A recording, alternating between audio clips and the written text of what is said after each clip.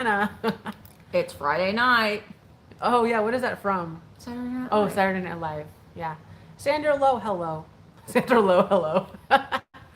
He's a um, poet and didn't I know it. didn't even realize it. So we are here. I just thought it'd be fun. Actually, Misty had the idea. She's like, "Why don't we go live tonight?" And I was like, "Well, we got to go live quickly before my steam runs out, because I don't have the endurance of Misty." You're a big fan. Well, that's fantastic. I'm like it. I don't Energizer have. Bunny. Yeah. Yeah, I'm like a Although Energizer. you had the energy today. My energy's been a little I today. reset every day. I think you fizzle out over time. So we just thought it'd be nice to come on. Hello. Happy New Year. Yeah. Today's been kind of a weird day over here in this neck of the woods. Well, because we were trying to go out and shop and everything, and it's like not the best time because it's a holiday, I guess. Hi, Charlotte. Charlotte's over in Great Britain. Oh, well, Look that's at the exciting. flamingo. Oh, watch what you see. You see those little icons? Those are mine. They're members. Hi, members. Yeah, members. Do you remember the member berries? Oh, I remember. Remember Chewbacca? Oh, yeah. You remember South Park? I don't. The member berries? Never watched it. I remember. I always say member though instead of remember. Yeah. Just because it's fun to say member. Do you remember that? Chewbacca? You remember Wagon? Melbourne, Oh, I Australia. remember. Oh gosh, we've had. So let's see. I'll be driving home tomorrow night from our big Hi, Aaron. extravaganza. Hello. And my mind is about mush already. I drank some water. I needed the water. I went to Bob Evans today as well. Listen, we went to Cracker Barrel and Bob Evans. We were like old people. Listen, we're like, I am old. I'm pushing 50. So You are? I'm 45. Well, I'm 50. I cannot wait till I turn 50 because I am going to be that lady on Saturday Night Live that's like, I'm 50. but was that? I'm gonna kick. Was that a Kristen Wiig lady? Am I thinking of somebody with like Yeah. Kristen Wiig? It is Kristen Like Wiig. with her pants up to here. Cracker Barrel has really good chicken and dumplings. That's what we had. Mm-hmm. We had the same thing. Oh, is Molly Shannon? Molly Shannon. I'm Okay. gonna kick and punch and kick. Okay. Well, I'm 50 almost. yeah, well. So yeah, we thought it'd just be fun. What's everybody doing? Superstar. I'm looking forward to. I know. I cannot wait. I mean, I can wait. Nothing but caftans. Aren't those like? Moo-moos, like Mrs. Roper. Girl, I already have some. And I wear them Oh, proudly. Charlotte, what's Cracker Barrel? It's a sit down restaurant, and they have like when you first walk in, there's like a gift. There's like a gift shop. Yeah, Michael, I'm alive. I'm alive. There's like a gift shop when you walk in, and it's all like cracker. It's mostly they have a lot of They sell crackers crackers and barrels. and barrels. It's like an old kind of like general store theme. Happy birthday, Brooklyn Davis. It's her birthday. Who? Where? Brooklyn Davis. Where do you see that? Where did it go? I don't see it. Happy birthday. Okay, yeah. Anyways, it's a sit-down restaurant. You're creeping up to 60. Uh-oh. Bruised? I'm not bruised. I didn't bruise. Cracker Barrel serves. Oh gosh, I had They're comfort food for sure. all comfort food. I had chicken and dumplings, Mashed potato. No, macaroni. No. macaroni, Yeah. and You the had- hash browns, potatoes, cheesy potatoes. Mm-hmm. It's good. Yeah. No, and you can't turn 50. I'll be 70. Well, the track goes by very fast. They serve Southern comfort food. Yes, it's very much like fried chicken. What is that fried steaks? Country fried steak. Country fried steak. Yeah. It's Hot like pie. Southern America. Southern America. Well, yeah. Is that what you say? Not Southern No. America. Southern. Southern home cooking. Yeah, The Southern home cooking. Grits. Yeah, they have grits. Americana. Yeah. Every birthday is worth celebrating, no matter what age. Absolutely. I have. Aaron's never been to Cracker Barrel. How could you not? How could you not? Ooh, Aaron. Chicken fried steak. I almost got chicken fried steak. Yeah. What are you eating? What is? Oh, you guys want to see? We had to go into the grocery store. I had to get Mr. Flufferpants some food because he's out, and I got some. And they had it's almost Valentine's Day. This is my favorite Valentine's Day candy. I don't like chocolate. Like, chocolates aren't my. You're more of a chocolate person. Mm-hmm. I like candies, and this is the Gobstopper Heartbreakers. They're like the Gobstoppers, only They're heartbreakers. they're shaped like little hearts. Oh. And you should put 2 in your mouth at the same time. But I won't, because that would be rude. You won't be able to hear. I think I've had those in my mouth, and then you can like play with them with your tongue. Yeah, I've done that. They're good. I I know, Jamie, they're so good. But I feel like I've pinched my tongue with those things for some reason. Yeah, you could probably do that. Yeah, I love sour candy too, Will. Sour Patch Kids are my favorite. Yeah. What did Aaron get you for Christmas, Jeffrey? A $50 check. It works. Kind of impersonal, but whatever. Yeah. I got a check. $50. Hi, Sean. Sean, I just saw your message. I haven't checked. I've been not checking. I need to check my emails, but I did see that you had sent me another message. I know that I still need to get those mugs weighed for you. Did I spend it? Well, it's hard to say. I mean, Well, you spend it it went in my probably checking this account, so it just gets put with the others. My husband and I got each other a new TV. Oh, that's exciting. Yeah. Hi, Randy girl. Hey, guys, I know when we were going live, I just saw, oh, God, Crafty Jackie is live right now, and she's having a sale. Crafty Jackie. So Crafty Jackie has a YouTube channel. So if you want to go, and she's the sweetest. I love her, but she's having a live sale right now. So we're not selling anything. So if you want to go over to a live sale, go on over to Crafty Jackie's live sale right now, and you can come back and watch this later. You could. Yeah. I dare you. Oh gosh, it got stuck in my. I had it stuck. I'm sorry. I like these are candies. Oh, she's done, you think? Oh, she's done? Okay. Well, I that's just good saw it when timing. we went on there. I was like, oh, because we wanted to wait until 8 o'clock during his normal time. But he was like, can't. I am ready to go now. Here's the thing. I might fall asleep. Oh, we were wondering about that, Melissa.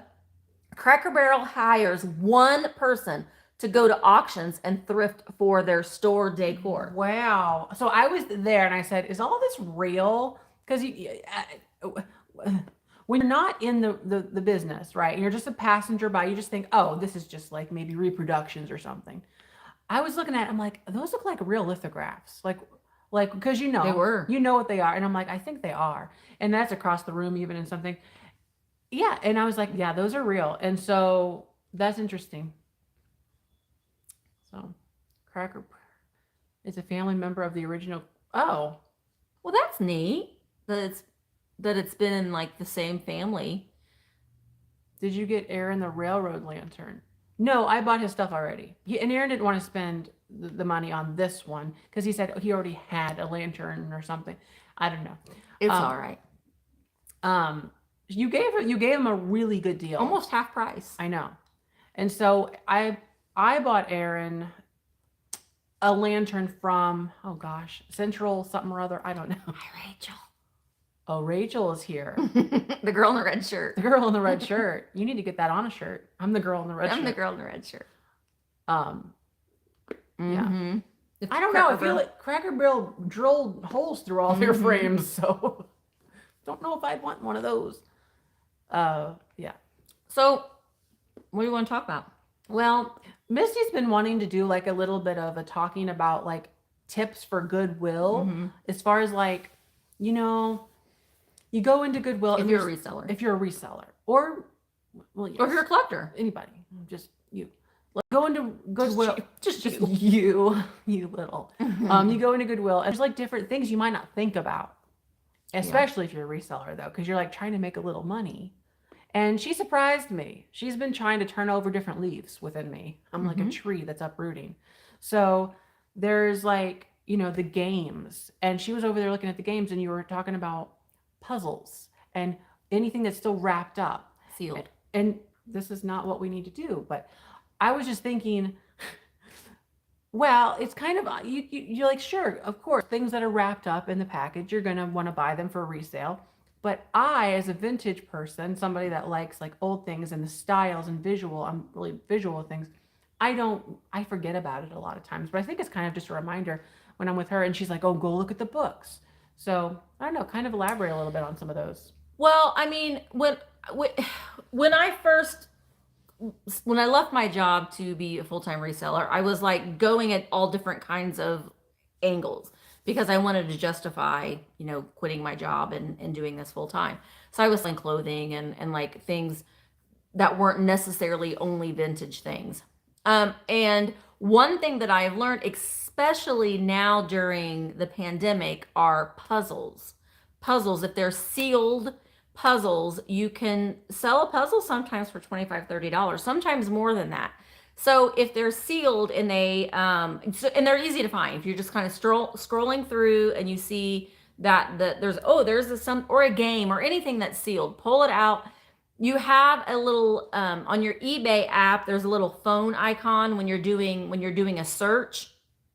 There's a little phone icon, and you can hit that little phone icon and scan the barcode, not the Goodwill. From Ireland. Oh, that's exciting. Oh, not the Goodwill barcode, but like the barcode of the product. The UPC The code. UPC code. And it will bring up all of the listings. And then you have to filter through and go through sold. And you can see if you want to mess with it or not. But a sealed puzzle, you cannot get any easier to photograph and ship than that. And puzzles are doing very, very well right now. So I don't know. It's just something. I mean, yes, it's not a vintage thing. It's not like a piece of Bleak. It's not like a piece of glassware, but it will supplement. Yeah, it's like supplements, and it's something It'll supplement you to be able to. I had gotten the habit of going into Goodwill and going straight to hard goods, and even like fabrics. I know this is like so first grade, right? Like go look at the fabric section, but I write off clothing because I don't want to sell clothing, and then I just forgot about soft goods like your Afghans and your quilts and your doilies and your dresser scarves and your pillowcases, sheets, even, and your sheets, your printed Canon, old vintage Canon sheets, and your Canon towels, terry cloth. Oh my gosh! So I love a good vintage. And those are all towel. things that I like to buy at auctions, but I forgot about them at Goodwill. So that was another thing, and I'm like, so now I try to tell myself, go to look at those things, and then the books. Well, and like I have found vintage Christmas stockings, vintage Christmas tree skirts, vintage. I mean, and not only things to resell, but things for you that you like too. Yeah, for yourself. Curtains. That's something that I've not done. Belle Blossom said that she does curtains, but that's something that vintage ones. Yeah, maybe. Well, yeah, you see drape. A lot of people are decorating with like the old drapes. Now I have aprons. I have sold tablecloths. Another one. Yeah, I have sold. Actually, I have some over there. They are do you remember the wooden rings on drapes? You know those wooden rings, and you'd hang them on a curtain rod, and they were hooks. They were little round wooden. They're plastic too. No, well but I'm thinking about the wooden ones. I have sold those in lots, and you could find them at Goodwill or thrift stores in general a lot. I'll go get them here in a minute, but people will buy those and they'll craft with them. So you can get a bunch of them and sell them for $20, $25, and I have sold them several times before. So yeah, like I'm gonna go get them. You continue to talk. Okay. Yeah, I just thought it's interesting because there are different things that are at Goodwill or the thrift store that maybe we don't think about immediately.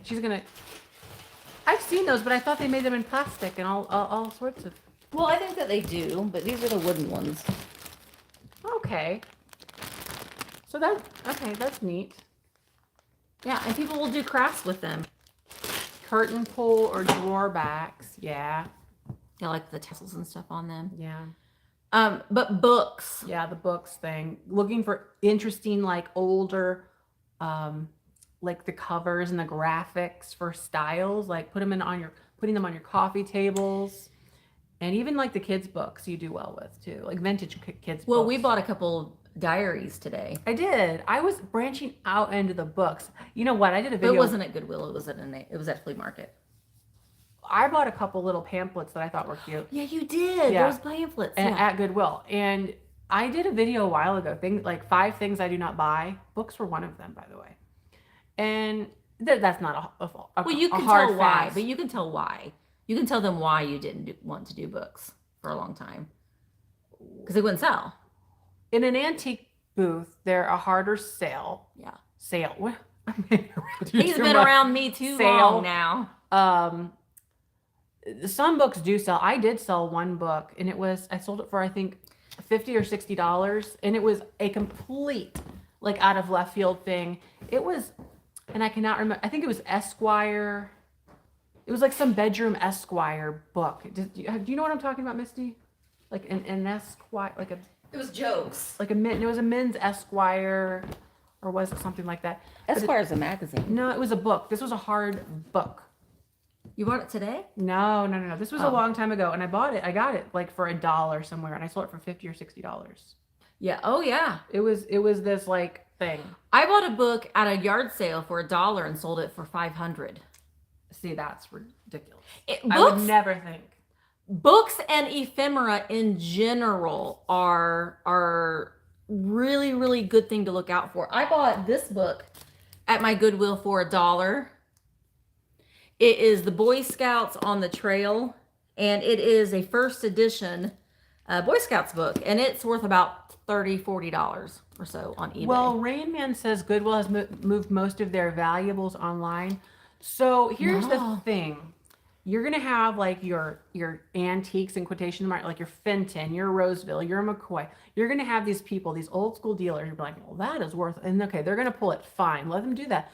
There are things all the time coming new on the market. And that's when you follow your trends, things that are in style that they're not going to know. Like home interiors, butterflies, the little metal butterflies, little hummingbirds, all these things. Well, you found some hummingbirds today. At Goodwill. Oh, those, okay, that's another story. To be But future. But the styles, like your 1970s, that these people were like, it's junk. They're going to put whatever, $1 on it. That stuff's selling for $15, $20. And it's not like high class antiques, but it's decor. What are you doing?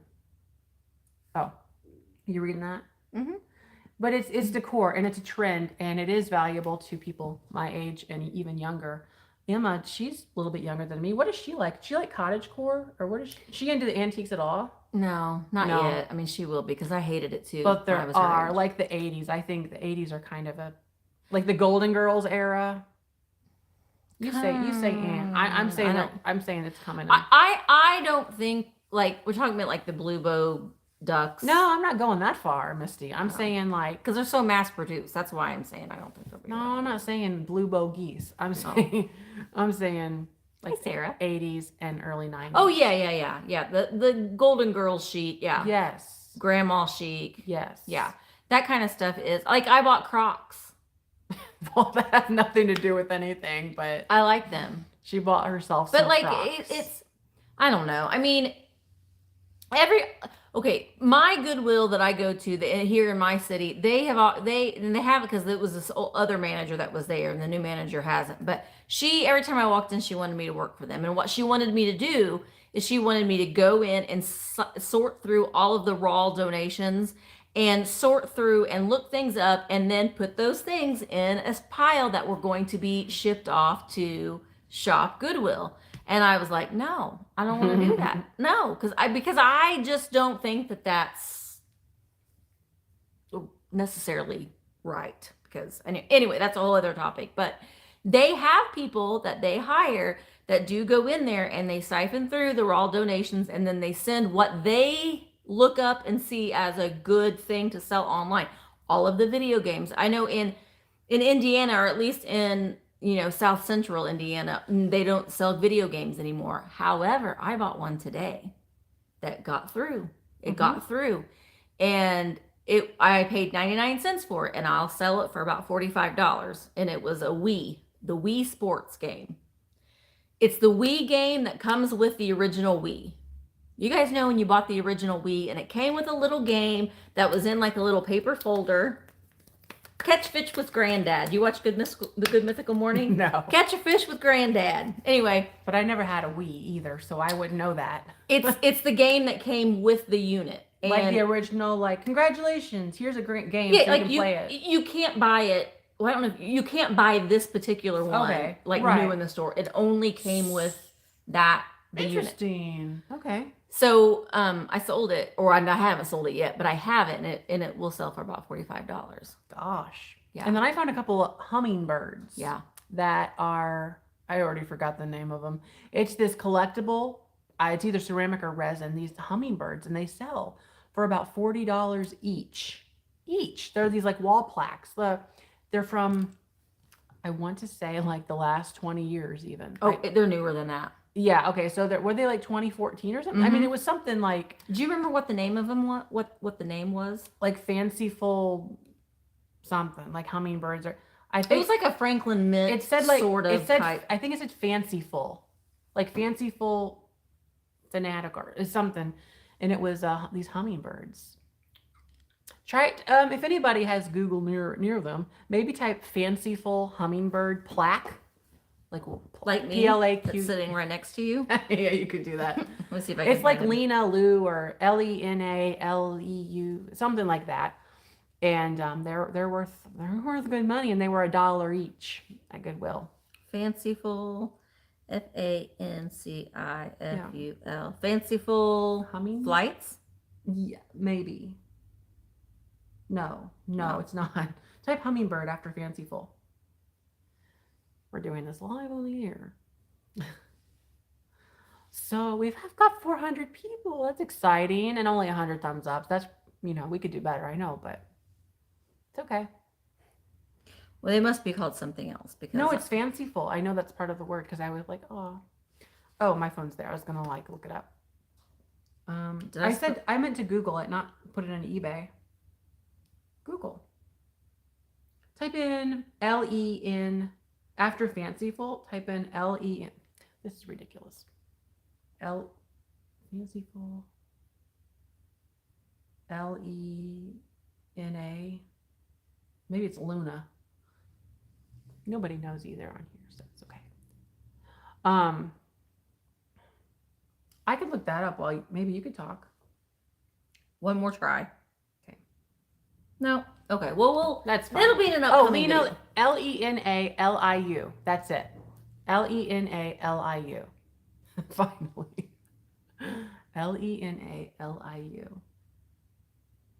Maybe I was wrong with the word fanciful then.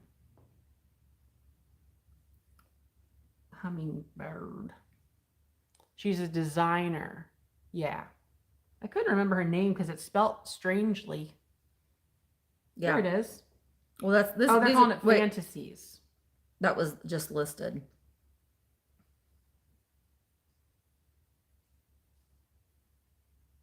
Why isn't it coming up so quickly? Right like- here, porcelain. They're porcelain. Those are ornaments. Yours aren't ornaments. Yours are plaques.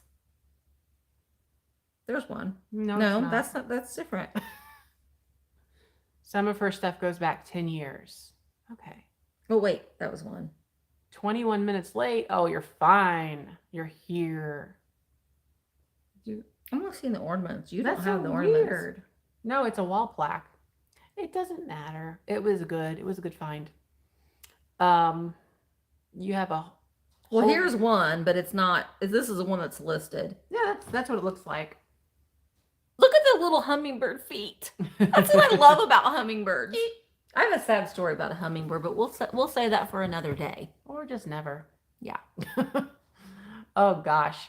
So what else did we? So yeah, the books we talked about in Goodwill. Check them. The toys, the pictures, old picture frames. You I found some good stuff today. I found some vintage crewels, like yarn art. I found a lithograph today at Goodwill with an old frame. So the picture section. You found an owl like a cross stitch. No, crewel. That was a crewel, an owl crewel. And then, yeah. So the pictures, you just flip through them. And then the jewelry, of course, if you have jewelry. Her Goodwills do not have jewelry hardly at all. I don't think any of them do. They do not have. Well, they sell it all on Goodwill, and I think I haven't checked in on Goodwill online. I just don't. I refuse to look. I just don't look either. But I want to say that they sell like jewelry jars. Really? Oh, okay. At some, I mean, but I think that they do sell like named jewelry. Like if it has a name on it, someone has looked it up. Did you find having a graphic artist as your background help? We talked about that a little bit today. Mm-hmm. No, because see, I don't look at like I don't separate professional life and all that. So it's not that I was a graphic designer as a background. It's that I have that design eye to begin with. So growing up, like I was watching a lot of design shows. So that helped. I think it helps watching shows like Trading Spaces, Martha Stewart, The Christopher Lowe Show, Lynette Jennings, Martha Stewart. and Martha Stewart. He's not gonna. You even brought up her name, and you know you're gonna. I'm not. Well, get over it. I'm not. So, lots of other shows. Design on a Dime. I thought you were gonna say Designing Women. I loved that show. I did. I love that show. There's others. I forget their names. But so watching all of that at a very young age, going out to thrift stores, yard sales, all those places in conjunction, it's just that's sort of my background. So I'm coming from like good at knowing styles and like kind of the trends and like, well, this would be good with this sort of style. Like, ooh, people would want this brass thing because it would look good in this sort of element. So, and I think it's important to constantly look on Pinterest and look up design trends of 2021. Yeah, design trends of 2020. And it kind of gives you an idea Get a Better Homes and Garden subscription if you want, you know. Because we kind of talked about this a little bit earlier, how like when I have my brick and mortar store, one of my commercials was Martha Stewart on my channel. That's funny. That's I feel like they must know like what you say. Like, and they say, well, they talk about Martha Stewart here. So Martha Stewart is now going to start advertising.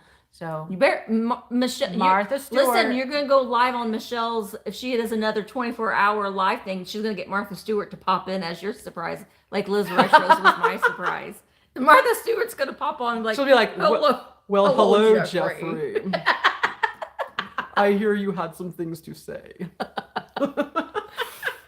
Listen, this is not a lie. I got a hold of Jeffrey and I Marco Polo all the time, and he sent me a Marco Polo, and he was like, I've just been sitting here watching old Martha Stewart shows from like 2020, no, 2012 or whatever. Yeah, like, it was a while ago because Brendan Fraser was. That was random. Okay, I'm just sitting here watching Martha Stewart from like. And I was like, okay. Yeah. But like when I had my brick and mortar, I didn't want to sell. I wasn't marketing my things to other resellers. I wanted people to come in to go shopping that would see and look for ideas that they could use for their own home decor. So keeping a part of those decorating trends helps you when you're styling your antique booths, or if you have a brick and mortar store. Or even if you have an Etsy store, because I know with an Etsy shop, you're kind of like your pictures are very curated. So it kind of gives you an idea that you can maybe use some of those things in the background or as a display. And someone will walk through your booth and they'll be like when we walk into a booth, we don't want to necessarily see a curated booth as a reseller. But not everybody that comes to an antique mall is a reseller. Majority of the people that come to an antique mall are probably collectors, or they just kind of want to come in and see pretty things. So they can come in and they can see, oh, look at what they did with this microphone. I can display that on the back of my couch, just like they did. So it gives them an idea of what they think they can do with an item, and you want them to take it home with them. Jane wants to know how to comp items in the store. Oh. Well, it starts with having a cell phone. That is like step one. Yeah. Have a smartphone that you can pull up eBay. Ooh, Martha sells on QVC. Does she? Well, he was also watching QVC one. Oh, HSN. I was watching HSN. I was like, how do these people have the stamina? Because they're like, and I'm just gonna vacuum this whole. I'm not gonna say. I'm just gonna vacuum this whole room right now and watch HSN we dump it out and do that. I almost bought a vacuum cleaner. Yeah, he did. He's like, I don't even need a vacuum cleaner, but I almost bought it. I'm like, okay. They were so good. They were like the suction. Look at all it's picking up billiard balls. Yeah. Was Alex here? Oh, Hey, I want. baby I don't girl. want. I don't want to forget the answer to the Oh, question. sorry. What was the question? Oh, so you get on the eBay app and you type in. You got to know what it is too. That's step 2. You have to know what you're looking at. Here, And you can first, if you don't know, you can do broad searches on Google to kind of narrow it down. It's hard to do in the store if you're coming from like a completely novice stage, though. It's a lot harder to do. It's not impossible. And I say always start with what you know and kind of take baby steps outward until you can really get like all your terms down. And then you can narrow it. Once you say, oh, I know this is a rose gold microphone, rock solo by this, all that, once you know all of that, then you can type that into eBay. And then the third step on eBay, you go to solds. Now show them. So I just like we were talking about Jeffrey's hummingbirds, right? So this is just like I typed in Lena Lou hummingbird into the little search. So there's a little what is that called? Magnifying glass. That's your search. And so I type that in, and the things that will pop up first on your cell phone are going to be what is listed. It's important to glance at the listed, but don't pay a lot of attention to them right at first. Okay, the things I noticed when you glance at how many sold recently, what's the selling price, how many there are, because there's something called supply and demand, and I learned that in marketing. Well, you learn it just with life, but supply and demand. So then you look at sold listings, and how you do that is up here on your cell phone. Oh, gosh, darn it!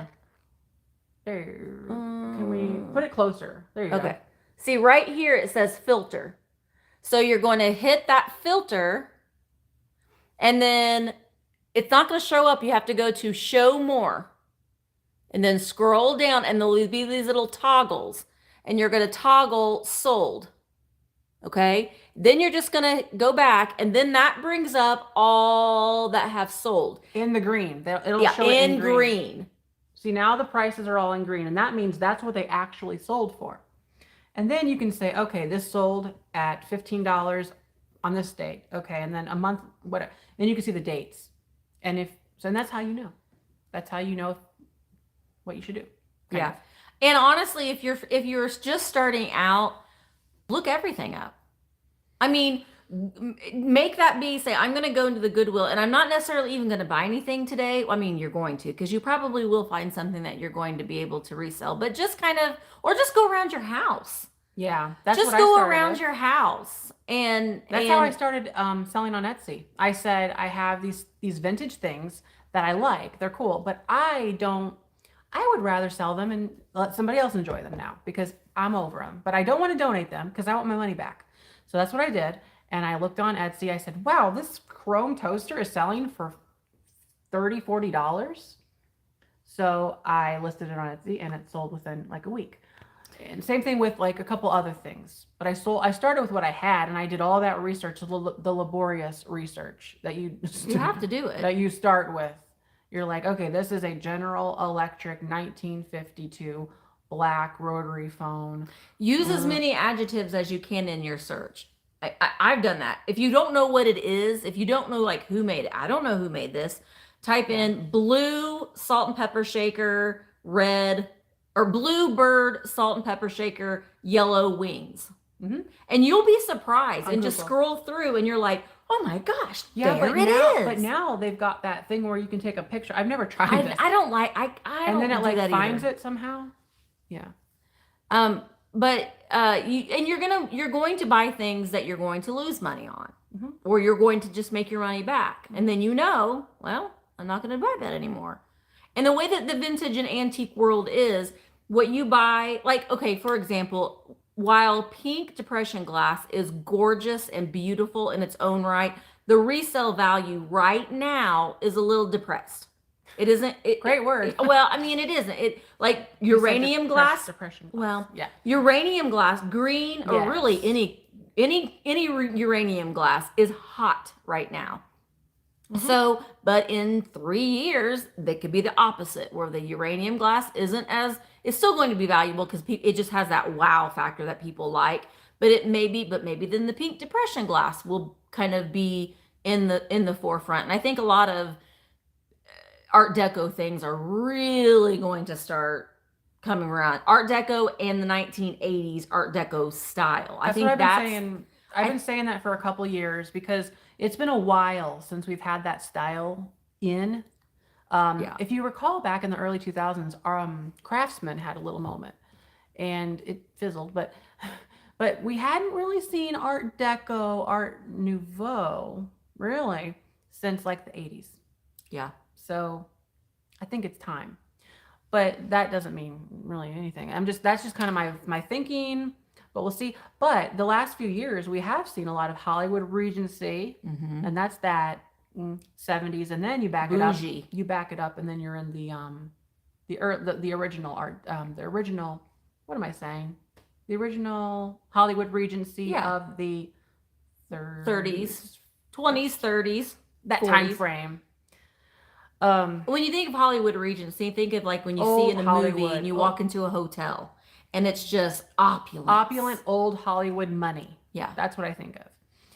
Yeah, Pyrex prices have dipped down, and they were golly, I'm you couldn't glad touch you them. mentioned that because that's something I've been kind of keenly aware of, and I just say to myself, guys, so I go to auctions, right? And you know this, and there's Pyrex, and then a lot of people say, why didn't you buy Pyrex or what? Because that's a trend right now, and I'm not going to compete with all these people who that's all they know and that's all they want to know. I have feelers out on so many different things that I'm not going to quibble over a little Pyrex. I'm not going to pass it up if I see it at the right price, but I'm not going to get all bent up about it if I can't buy it at an auction. Yeah, and someone had asked too about Longaberger in a comment. They said, "Oh, it drives me nuts that you guys pass up all the Longaberger in our area." Here's the thing with Longaberger. It's expensive still to buy it, to resell. Because there's no money. There's no room. The people that have Longaberger in their antique booths are people that highly value their Longaberger. They know what they've got. They probably paid a lot for it. There's probably collectors actually who want to sell their collection and they say, well, I'm going to get an antique booth or whatever the case may be. And those are the people that were in the market originally. They've collected it and I will buy Longaberger because I like it. It's handmade. It has a great, it's nice, but I will only buy it at the right price. And I'm willing to walk away from it if it's not. So there's a little bit, you have to have that too. Well, and I think though sometimes, like, I'm not a real big fan of Longaberger myself. I had it when it was real big and popular. I mean, I did, but I'm not drawn to it. So it's not something that when I'm outsourcing, I don't want to say I'm not wasting my time on it because that's not what I'm trying to say. I want to look like if there was a shelf in front of me full of Longaberger or salt and pepper shakers. Well, yeah. I'm going to go to the salt and pepper shakers. Yeah. I mean, it's a time management thing for me too. So, and also the thing is there's more salt and pepper kitschy collectors out there than there are Longaberger collectors out there right now.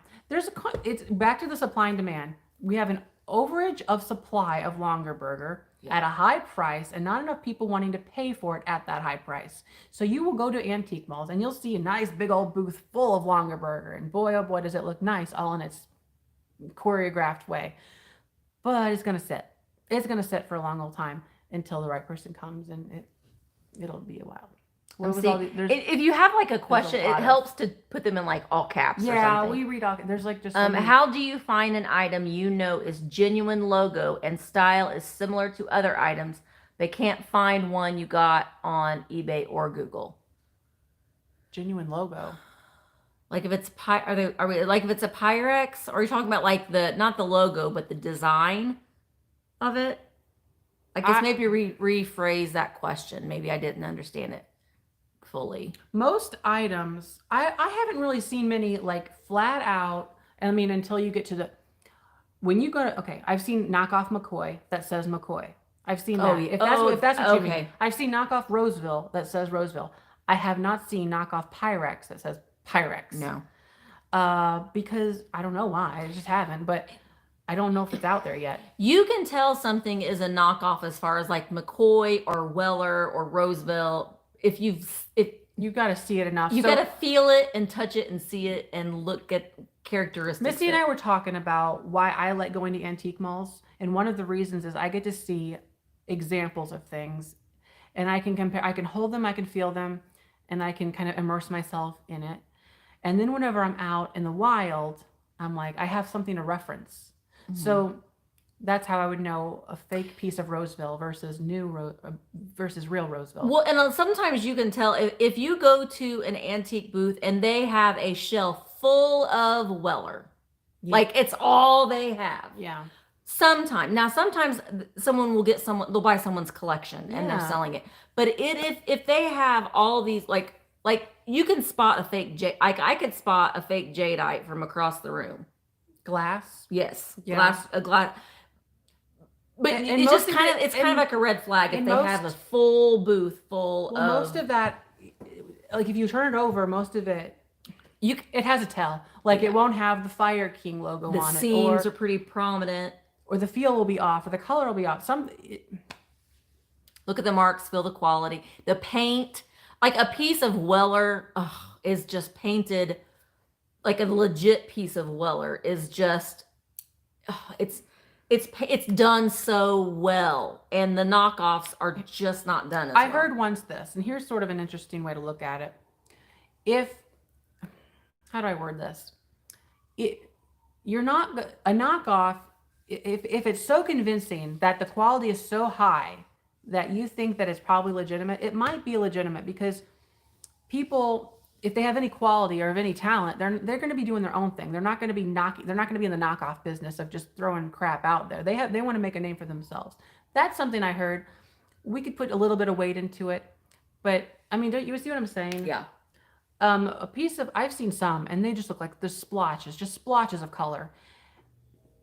And they're pretty obviously junk. And then all they got going for them is that Roseville name on the bottom. And the bottom of it, if it's stark white clay, like if it doesn't have any shelf life to it, if it just looks like it was brand, like if you pick it up and you're like, this is in the condition of this, it's like it was just made. You're like, this isn't pristine. Oh, when you're It was lifting just you're like, made. Yeah. So I mean, pristine shape. you have to. I don't know. I mean, you just have to see it, feel it, touch it, smell it, lick it, taste it, whatever. Don't do that right now. But then you've got like your fake crazing. You have to be aware of what real crazing looks like versus your fake crazing. And so that's another thing. So just because something has crazing on it does not Doesn't mean mean it's it's- old.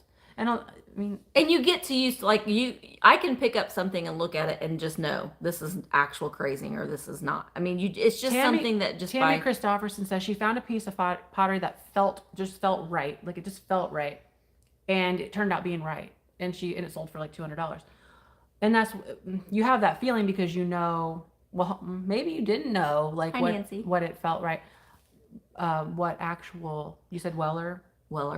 Or Maybe you didn't know what actual Weller. and a felt Weller like, is a pottery. It's like a beautiful Weller. It's very like a McCoy-esque look. I mean, it's kind of that I like it same- better than McCoy. Honestly, I do too. It's Roseville. It's silky. Yeah. Weller, Roseville, they're very silky. Well, Brush McCoy is very similar to Weller, but Weller is just better. It's just I don't know. Silky pottery. It's very nice to feel. It is. And sometimes if a Weller vase has a crack or a ding in it, it dramatically affects the value of it. So sometimes if it has a crack, I'll still buy it if it's really pretty and I can still use it in my decor. But like a true blue Weller collector will be like, oh, I'm not buying that. Unless it's like a super duper rare pattern and they just want it to complete their collection. I had seen something that wanted to know about farmhouse decor.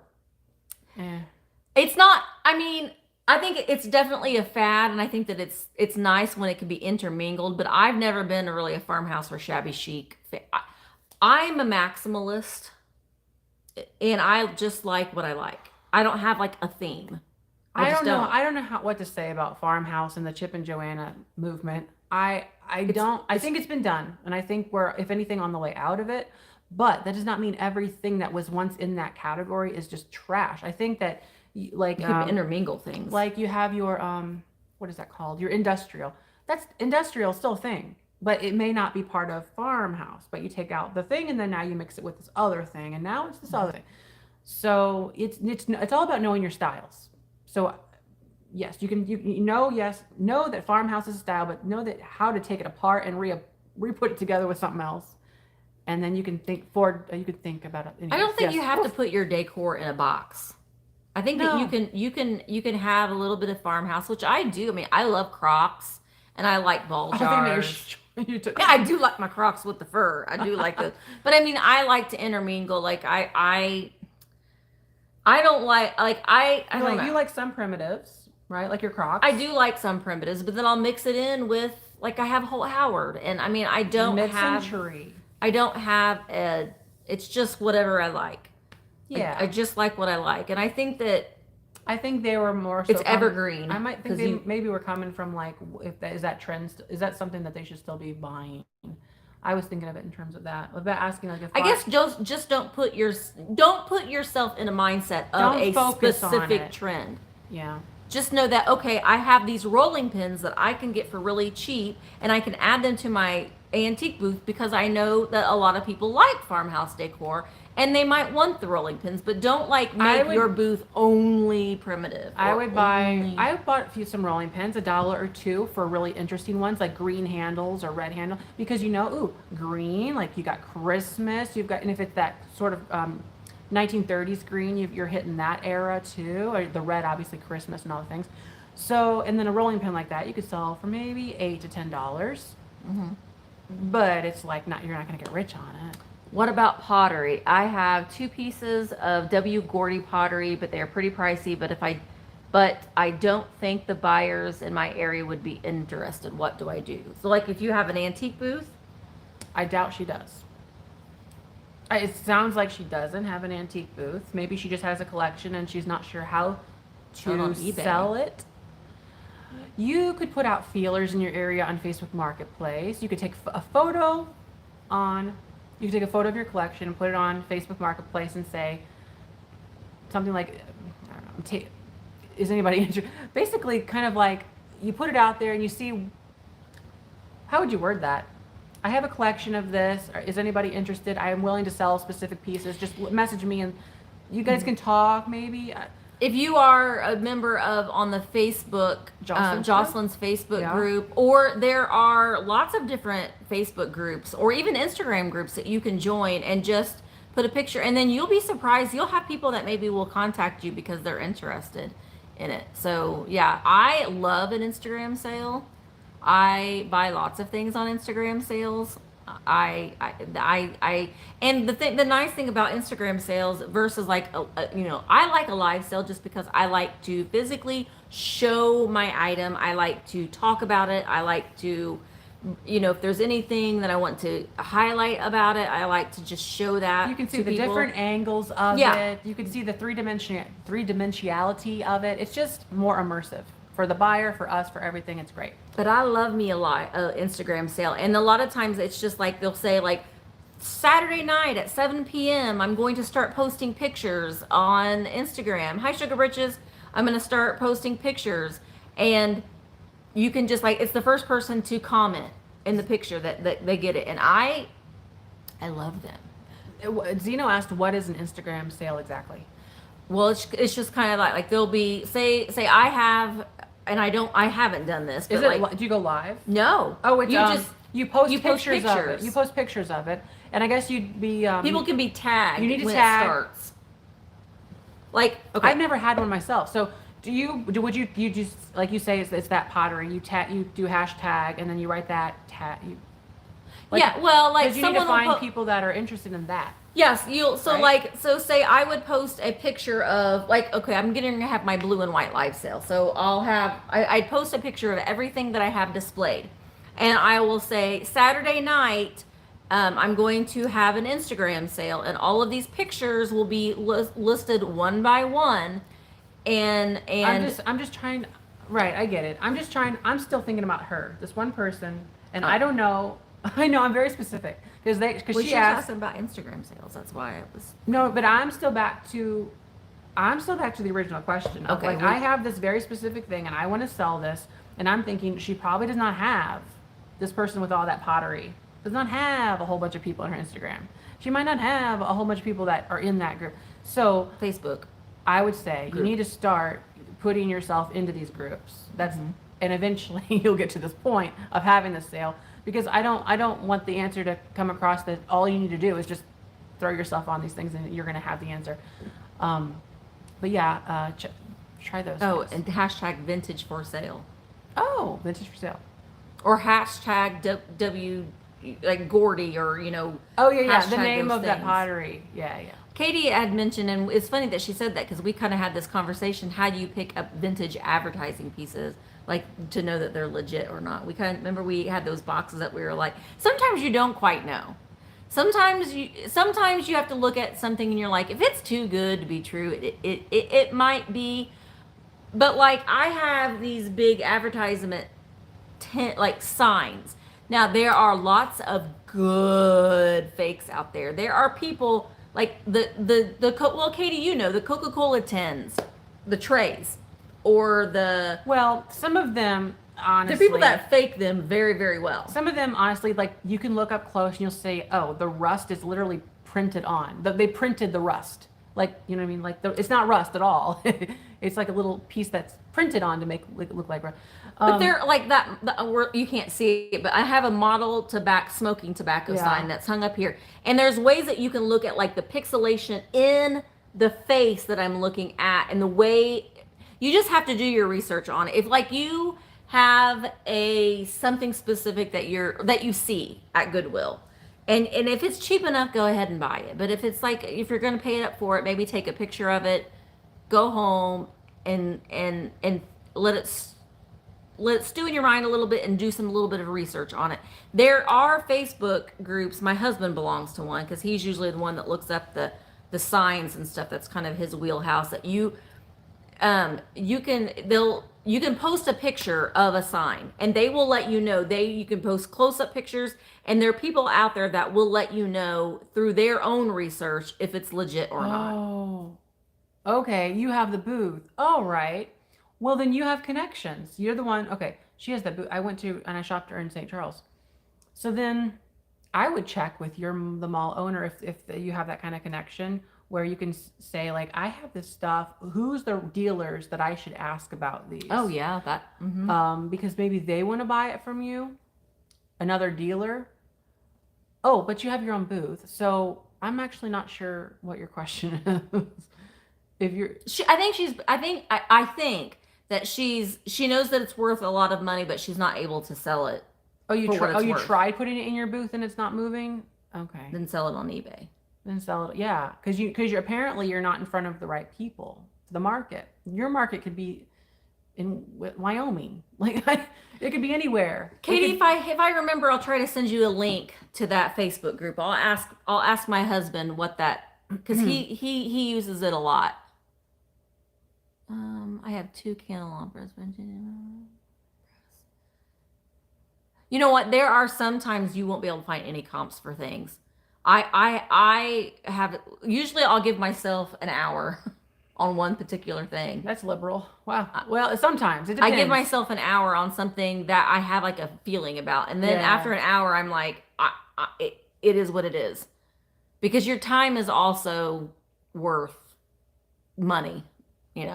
It spending your time to do other things. Like I can't focus on 5 hours on.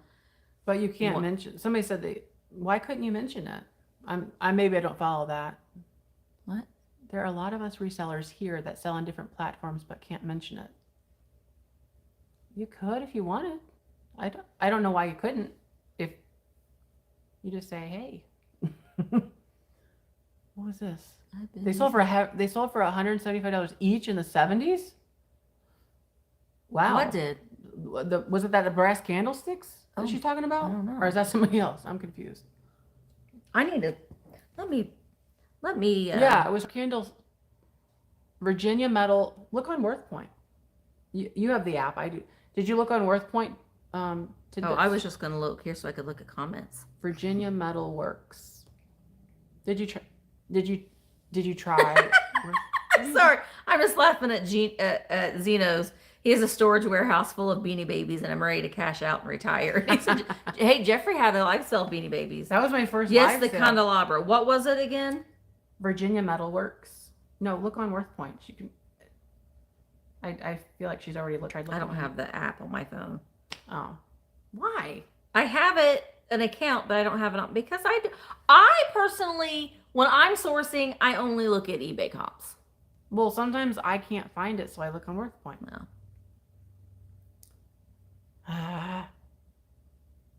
Oh, I see. I'm still not confident with my choices, so I will just put it in my booth. Oh, okay. That she's the one about the pottery. Oh. Hmm. But that's okay. Listen, there are many things that I have sold. If the rule of the game is to keep your cost of goods as low as you can. So if you paid say you paid $4 for it and you're selling it for $30, I mean you're still doing really good if you don't want to beat yourself up over it, I guess is what I'm saying. No. Mm-mm. Do you pay taxes on any you sell for that? Wait, I pay everything. I pay taxes out the wazoo. I can't tell you, otherwise it would give away my income, and I don't. Yeah, I'm not feeling that moment right now. Pay taxes on everything. We pay taxes on our eBay sales. We pay taxes on our live sales. We pay taxes on. We get charged taxes for YouTube. Everything is taxed. There's something called a self-employment tax. Yes, that we pay, which is your Social Security, your Medicare, and all the other things. Do you if you have a link on your Worth Point? Do they get like a special introductory thing? I don't know, but there's a link in the description if you're. I don't find Worth Point worthless. I find that it is worth what. There are things you cannot find on eBay, and if you're around antiques and vintage stuff enough, you're gonna run into those, and that's what I see a lot. And I pay $200 a year for it. Yeah. Well, and honestly, Worth Point can help you with your listings too. It gives you ideas of what you can say and use in your descriptions. Mm-hmm. Because what happens is you'll say you see something that's semi-rare, like a couple has sold in the last, how long does eBay give you? 3 months? Yeah. Okay. Then you go into Worth Point, and they're like, what, 7 or 8 years back? Yeah. Instead of seeing like 3 things pop up, you're seeing 30, 40 things. And you're like, okay, I see lots of examples of this. I see the real true longer version of the value here. Maybe last year it sold a little bit better. Why did it sell a little bit better? And you can look these things over, and maybe it's substantial enough that, so, and not only that, you can click into the descriptions, and Worth Point will show you like what they called it. And a lot of people put these backstories into extra information on them. So I find it valuable for me. I had seen someone had asked about. You got your stuff. Yeah. Someone had asked about tax ID number if you had an antique booth, and that just depends on what state you live in. Some states I think they require you to have like a merchant's license or something. Not I didn't either, but I don't know if they. I do have a reseller. A reseller thing. What do you call? I have a business license. Fun fact. Yeah, I have a business license too, but I mean, What do you? Like, you don't have to have a tax ID number to have an antique booth. They didn't ask me for one, so maybe not. But you got to check. You have to check with your CPA, or check with your antique booth. Basically. Mary, I don't have insurance. I do not have medical insurance, and that's not an uncommon thing in this industry. I have insurance through my husband, so I'm lucky. Replacements.com is it is. I've never used replacements.com ever. No, listen now. I use it for identification. Oh, for like flatware and stuff? For flatware, for tableware even. You could be like, oh, this is like the Haldon group. And you search that and you're like, and then you find. Oh, what? Zeno. Okay. I think that's what she was trying to say, maybe. Yeah, it's for not paying sales tax. Yeah. So I use that for that. Now, what I have noticed with replacements.com in comparison to selling it on eBay, you can expect about half of the value on eBay.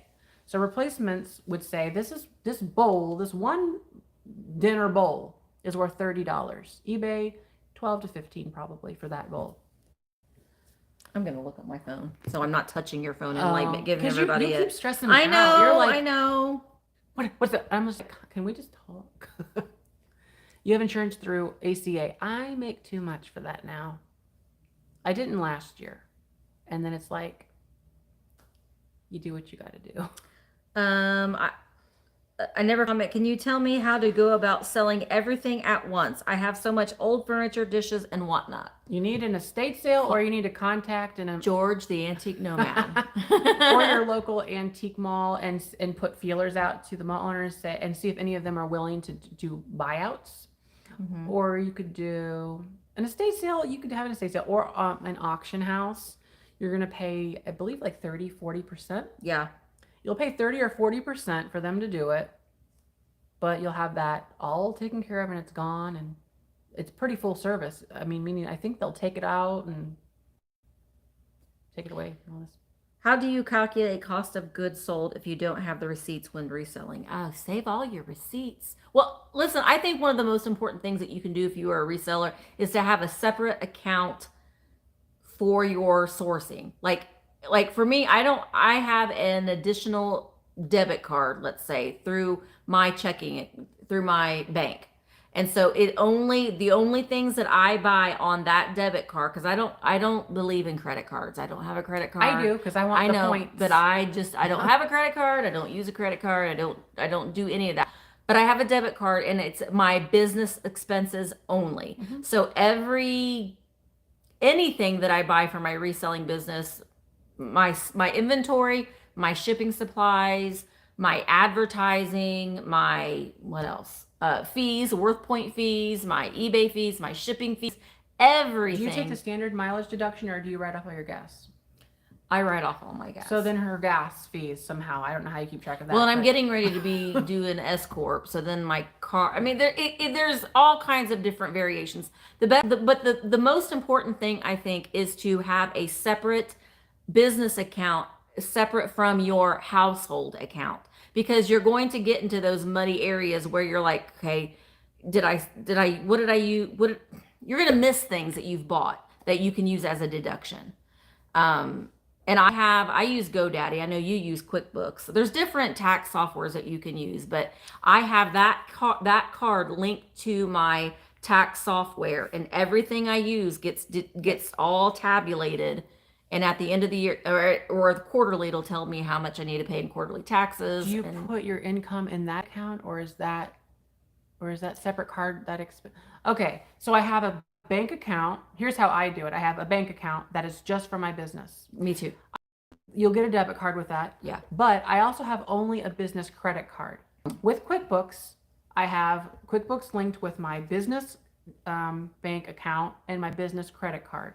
Anything that I'm purchasing, if I'm writing a check, that'll come out of your business bank account. If I'm using my debit or credit, it'll obviously my credit card, it'll come off the credit card. All of those get funneled through QuickBooks.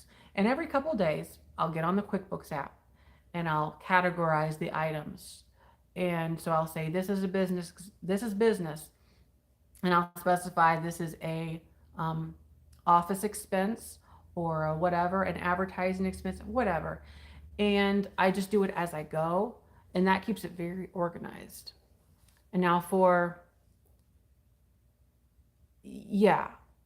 Mimi, we legally, as a sole proprietor, it's a little bit, I don't know. It's a little bit different. I'm not a licensed CPA person to tell you anything about money, but yeah, there's some gray area. With my accounting software too, all my eBay, everything is linked to that account.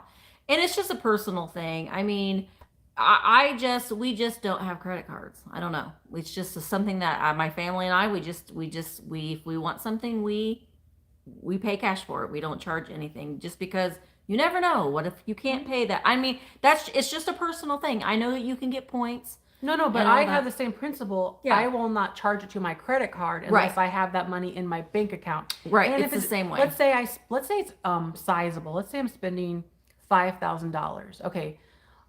Of course I'll have the money, right? I'll make sure I do. And then I'll go ahead and pay it like the next day. Just to make myself feel great. I'll just pay the card off. It's not a problem anymore. It's done. It's just as if you used a debit card at that point in my mind, except you're making that whatever, 1%, 2%, 3%, depending on the category, whatever Right. card, all that. And it adds up. It really does add up. So How do you prevent buying too many cheap lots, $5 and under, from online auctions when you can only resell a few items from the lots? Well, you Well, lot you them need- together and resell them as lots. it depends on your avenues for selling too, because I know I was running into that problem whenever I started, and that's why I got an antique booth. And I was selling online to sell the better stuff, the stuff that I really wanted from those lots.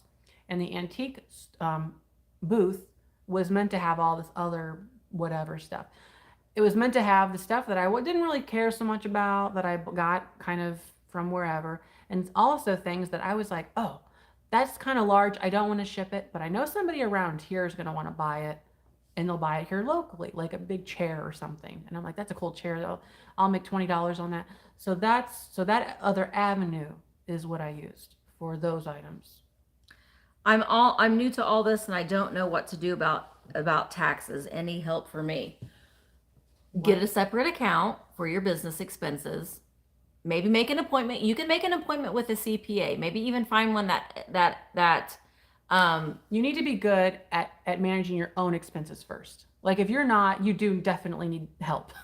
Yeah. Like if you can't balance your household, stop. Because it's like a whole nother house you're dealing with.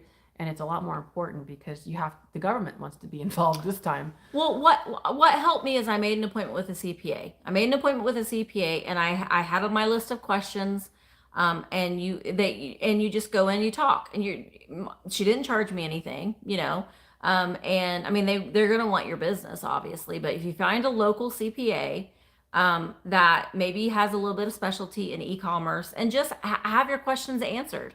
And it might help you, you know, like, okay, they're not going to, like, don't go in there thinking, well, they're going to think that I'm stupid. They're not. I mean, you're wanting to do things the right way. You're going to be able to get valuable information from them, maybe use them for a year, and then that helps you know what you need to do later on. So oh yeah, not your father's account. Is that what his name? Not your father's CPA. Your father's CPA. I read his blog. His heart, like his blog. Yeah, he specializes it because he's a reseller. Mm-hmm. So yeah, not your dad's He CPA. has blog posts specifically dealing with inventory that I was curious about, because it can be kind of tricky.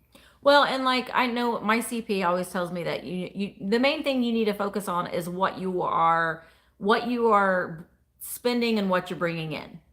Right. And I don't individually, like, I don't have a notebook where I end it like Bird salt and pepper shakers. I spent $5. I sold them for $5. Or whatever. I don't. That I suck as a business don't listen to that part. But no, I mean, I keep my receipts for everything. I have a log of them because I only use that one specific card, and it's tracked on all my accounting software.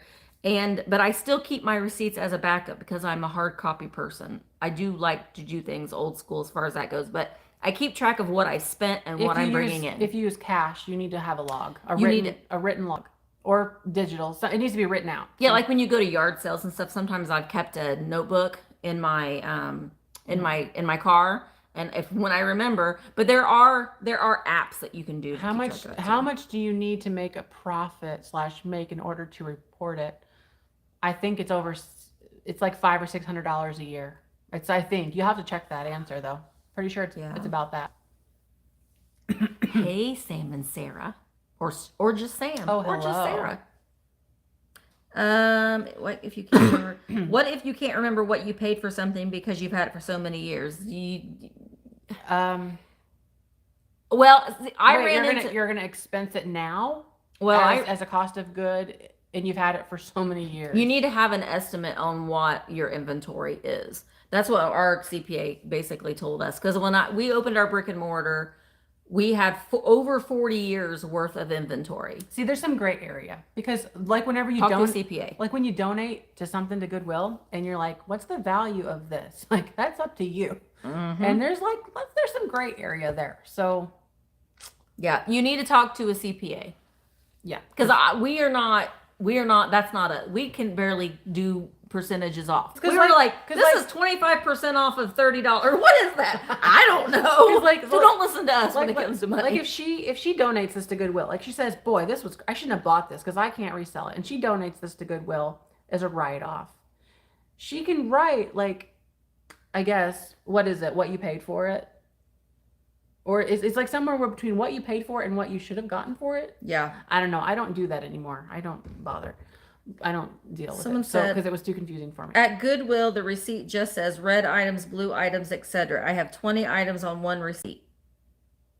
Well, if you're The color has nothing to do with how much you paid. you just need to know how much you paid.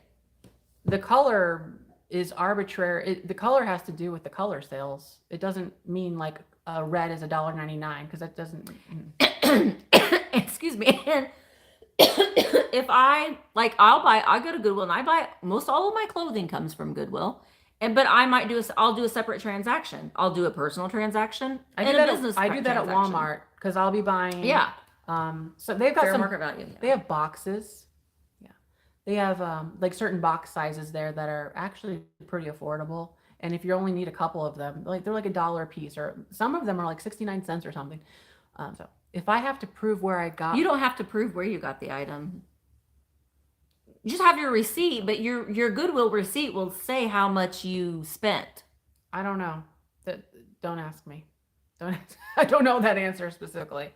I mean, yeah, your credit card receipt will say. Oh, is that the same person about the Goodwill thing? Yeah.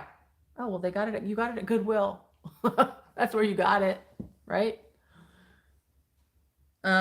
Minimum gross income threshold for taxes is $12,400.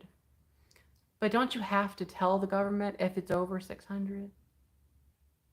I don't know. I report everything. I mean, Might I as just well. I report everything. Oh, we're going to talk about paying cash. Oh, I don't ever pay in cash if I can't help it. If I don't have to pay in cash, I will not. I just don't. I mean, there are times when you're at a yard sale, you're going to have to pay cash. Sometimes you go to some thrift stores, they only accept cash, but you have your receipt. You make sure that you keep that receipt. You can go, like with GoDaddy, I can go onto my software and enter that in. And I try Here's what I to do that. with QuickBooks, you can scan receipts.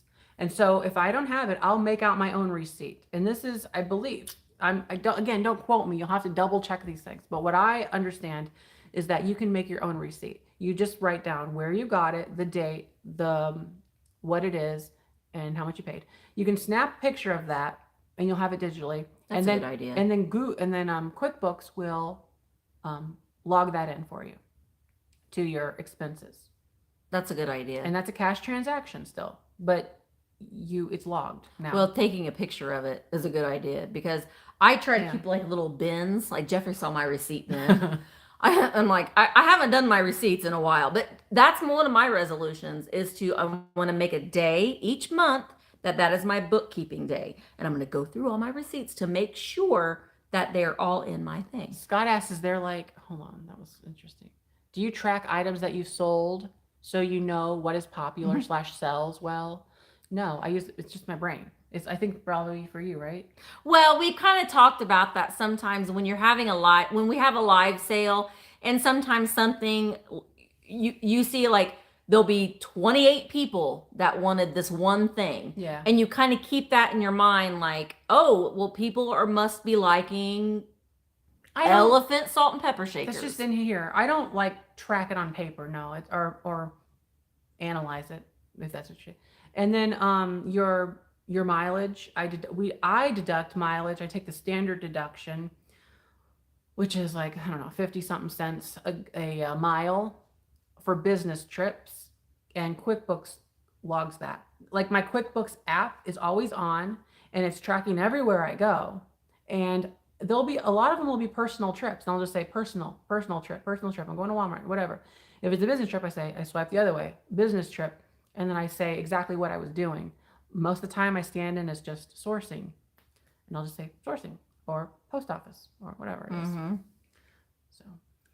So, someone said, Oh, where was that at? Is there anything that's in style that you don't like to buy and sell? What's in I don't, style right well, now? I don't like, I will ship plates. I don't like to sell, I don't like to ship plates because I always worry that they're going to get broken because there's such a, like China sets or like pictures. I don't like to sell the pictures with the little lip, the ice lip, because they're so. Honestly, I'm kind of tired of mid-century, like Mad Men, like straight up staunch, like Dorothy Thorpe, like I don't know why. That's personally just I'm kind of like out of it. I've done it enough. If that's I don't know. I don't mean to say I like mid-century, but I want it fun. I want fun. But then again, I still like Danish modern stuff too. I don't know that there's anything that I just get I worried. guess I'm just mostly I saying get the glass worried about about things breaking. yeah. Yeah. Like Michelle, God bless her, she sold an entire canister set of Treasure Craft, and I would lose sleep at night.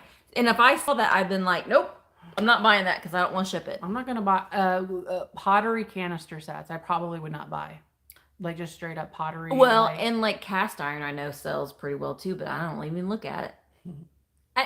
Well, it's just like when we went back to the Longaberger thing. I don't look at it because it's not something that it doesn't do anything. it doesn't spark my Interest. sparkler. Barb's calling me out. What? Barb. What did you say? Oh, you know what? Let me just say, Oh. Jeffrey bought Barb as a Rushton. That's not what today. she's on. Oh. Barb is on another thing. I don't mean mid-century everything. I don't know. I was talking about maybe mid-century glassware, like these big decanter bar sets. I think that's what I'm saying. Bar sets. Because that's kind of where my mind was at. Like the whole Dorothy Thorpe bar giant with the glass caddy. Oh, she's saying that she'll remember that when you're Barb said that she'll remember that you don't want to do mid-century modern when Do you you guys hear are what I'm sourcing. trying to say? No, I wasn't. I tuned you out. Because I'm answering her. I tuned you out. Can you use a tax write-off when going to the thrift? Yes. What? You can use a tax write-off. What was the question? Can you use a tax write-off when going thrifting to stores? Oh wait, can you ask for Tax a write-off. no? You can't say What? like when you go to an antique mall and you're like, I'm tax exempt. You can ask for that. I don't think I they're. always forget to. I know. I don't think they legally have to do it for you. Well, I read that once, but you can get tax exempt. My Goodwill here does not allow me to because I've asked one time. They're like, no, we don't do that. I think it just depends on who. Oh, I was thinking of a thrift or antique mall. Oh no, I'm talking Goodwill Mm. because they are non for profit. Would that be? I don't think they are. Are they? They're not a 501(c)(3), are they? Maybe they are. I haven't looked. Well, maybe I'm thinking of Savers. Savers is not a 501(c)(3), I don't believe. Does anybody know that for sure? I think Savers is for profit. Savers is for profit, but I think Goodwill is non for profit because they're a charitable organization. So technically, if you donate to Savers, you can't write it off as a donation. Oh, maybe you could. Yeah, you I can. don't know. Leave me alone. I don't know the answer. Are there any books you could recommend for someone just starting out thrifting? Jeffrey has a book. Oh, no. Anne Eckhart has a book. Anne Eckhart has quite a lot of books. George the Antique. No, George, I don't know if you're watching. I saw Zena I bought a piece of Treasure Craft today of what's that guy called? What? The Treasure Craft that I bought today. The little. Oh, he's a matador. The Matador at Salvation Army. Goodwill is nonprofit. It's a 501(c)(3). Okay, cool. What is a big ticket item that you are having or have had a hard time selling? Big ticket item. I don't know. I sell a lot of things on live sales, so those. I'm trying to think of something that I have on my, eBay My right now. Lotus Wear is on my website right now, and that's a big ticket item to me because it's like $300, and I have it priced high because it's hard to find, and I'm okay having it, and it's not a problem to me because I sell a lot of other things, and it's fine, and it's just sort of like a museum piece at this point, and it's all good. Oh, Olivia. What? I try to buy whatever I see any of you buying. Don't do that. Not necessarily, no. I mean, There are. Well, okay, I don't want. I guess how okay. Don't expect the same results. That's I guess. Like I think what can I say? Don't buy at the same profit margins. Maybe like if I buy a salt and pepper for $5, I would say maybe don't do that. It just depends. It depends. Uh, I don't know how to describe this. Well, I mean, having a YouTube channel, there's more people that are seeing our things. Okay, it's taken me 3 years to get right here with a customer base and enough people like watching, right? And so if you don't have that, then I don't think I would mimic what we do because it's not apples to apples. So that's kind of what I'm saying. Yeah, that's right, Lee. You're curating products to people. When we're sourcing, I am buying now. I notice curating. myself buying things that I see subscribers say, "Oh, why don't you buy this? I love this thing." Okay, so now I think, okay, I'm gonna try to remember to buy this kind of thing, or now I'm focusing on these things. So my focus has shifted because whenever I was we on were talking about that today. yeah, because when I sold on Etsy without YouTube, I sold on Etsy before I had YouTube, and I had not whatever I was selling. I bought the trends. I was doing what I was talking about, where you buy things that are popular and you're curating for the Etsy buyer. Now you're purchasing for the Etsy buyer. The demographic on Etsy, 30 to 40 years old women, basically. That's kind of their key demographic. And so they have their own styles, of course, but so it's changed. So I would say don't only do what we're doing. You could use it as inspiration though, because inspiration and just getting a feel for what's out there and the styles and everything. Trends. Yeah, because I mean, we were having this discussion like when I had my brick and mortar store open, I could not give away linens. Like I literally had dresser scarves, cool dresser scarves for $1, $2, and could not sell them. Depends on where you live. And so, but now I have linens and I'm actively constantly seeking them because I sell them just about as fast as I show them. I could not, well, books are another thing. Books are a hard sell, in a brick and mortar. And that's one reason I used to not buy them unless I got them at an auction and they're like, here, just take them. Yeah. All right, I'll put them in my booth. I'll put $4 or $5 on them and hope for a good day. But yeah, so I mean, it depends on where you're at. It depends on what the trends are in your area. So don't go by like, okay, well, Jeffrey bought or Misty bought a fairy lamp and sold it for $50. They're not they don't typically sell for $50. And it's something that I have struggled with when I first sold my first fairy lamp for the amount of money that I sold it for. And those of you that are close to me, I know Michael's in here, I struggled with it. I struggled with it. So don't go out and say, oh, well, Misty or Jeffrey or Jocelyn or, or Alex or, they're going out and they're buying these things and I'm going to go out and buy a microphone and I'm going to sell it. You have to, we have more people, there's more eyes seeing the things. I'll tell you something about eBay. Unless you have the market like Jocelyn does, specifically on eBay, because I don't really sell on eBay anymore, so I can't use myself as an example. eBay's bad. But she has, and she said this, I think earlier in a stream, she has like 20,000 people on eBay. That's 20,000 eyeballs looking at her store. And so for the sake of eBay, that works for her. Now, eBay as a whole, I think, is like the Wild West compared to Etsy. It's not curated. It's like you're going to find anything. The Wild West. That's funny. You're going to find anything and everything on eBay. You're going to find a very, very diverse market of people on eBay shopping. And so it makes it hard to know your demographic,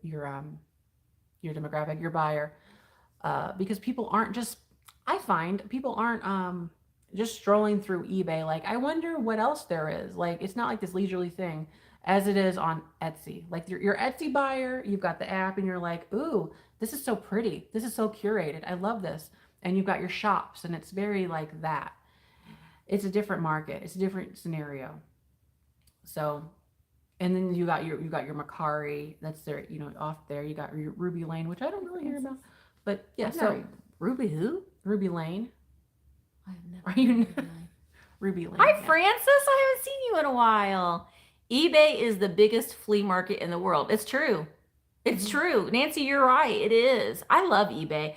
eBay to me is, it's just, it's worldwide. There's like, I don't know. I'll tell you something, and it's pretty, I mean, you can find something on eBay for $50 and go over to Etsy, and all of a sudden it's $95.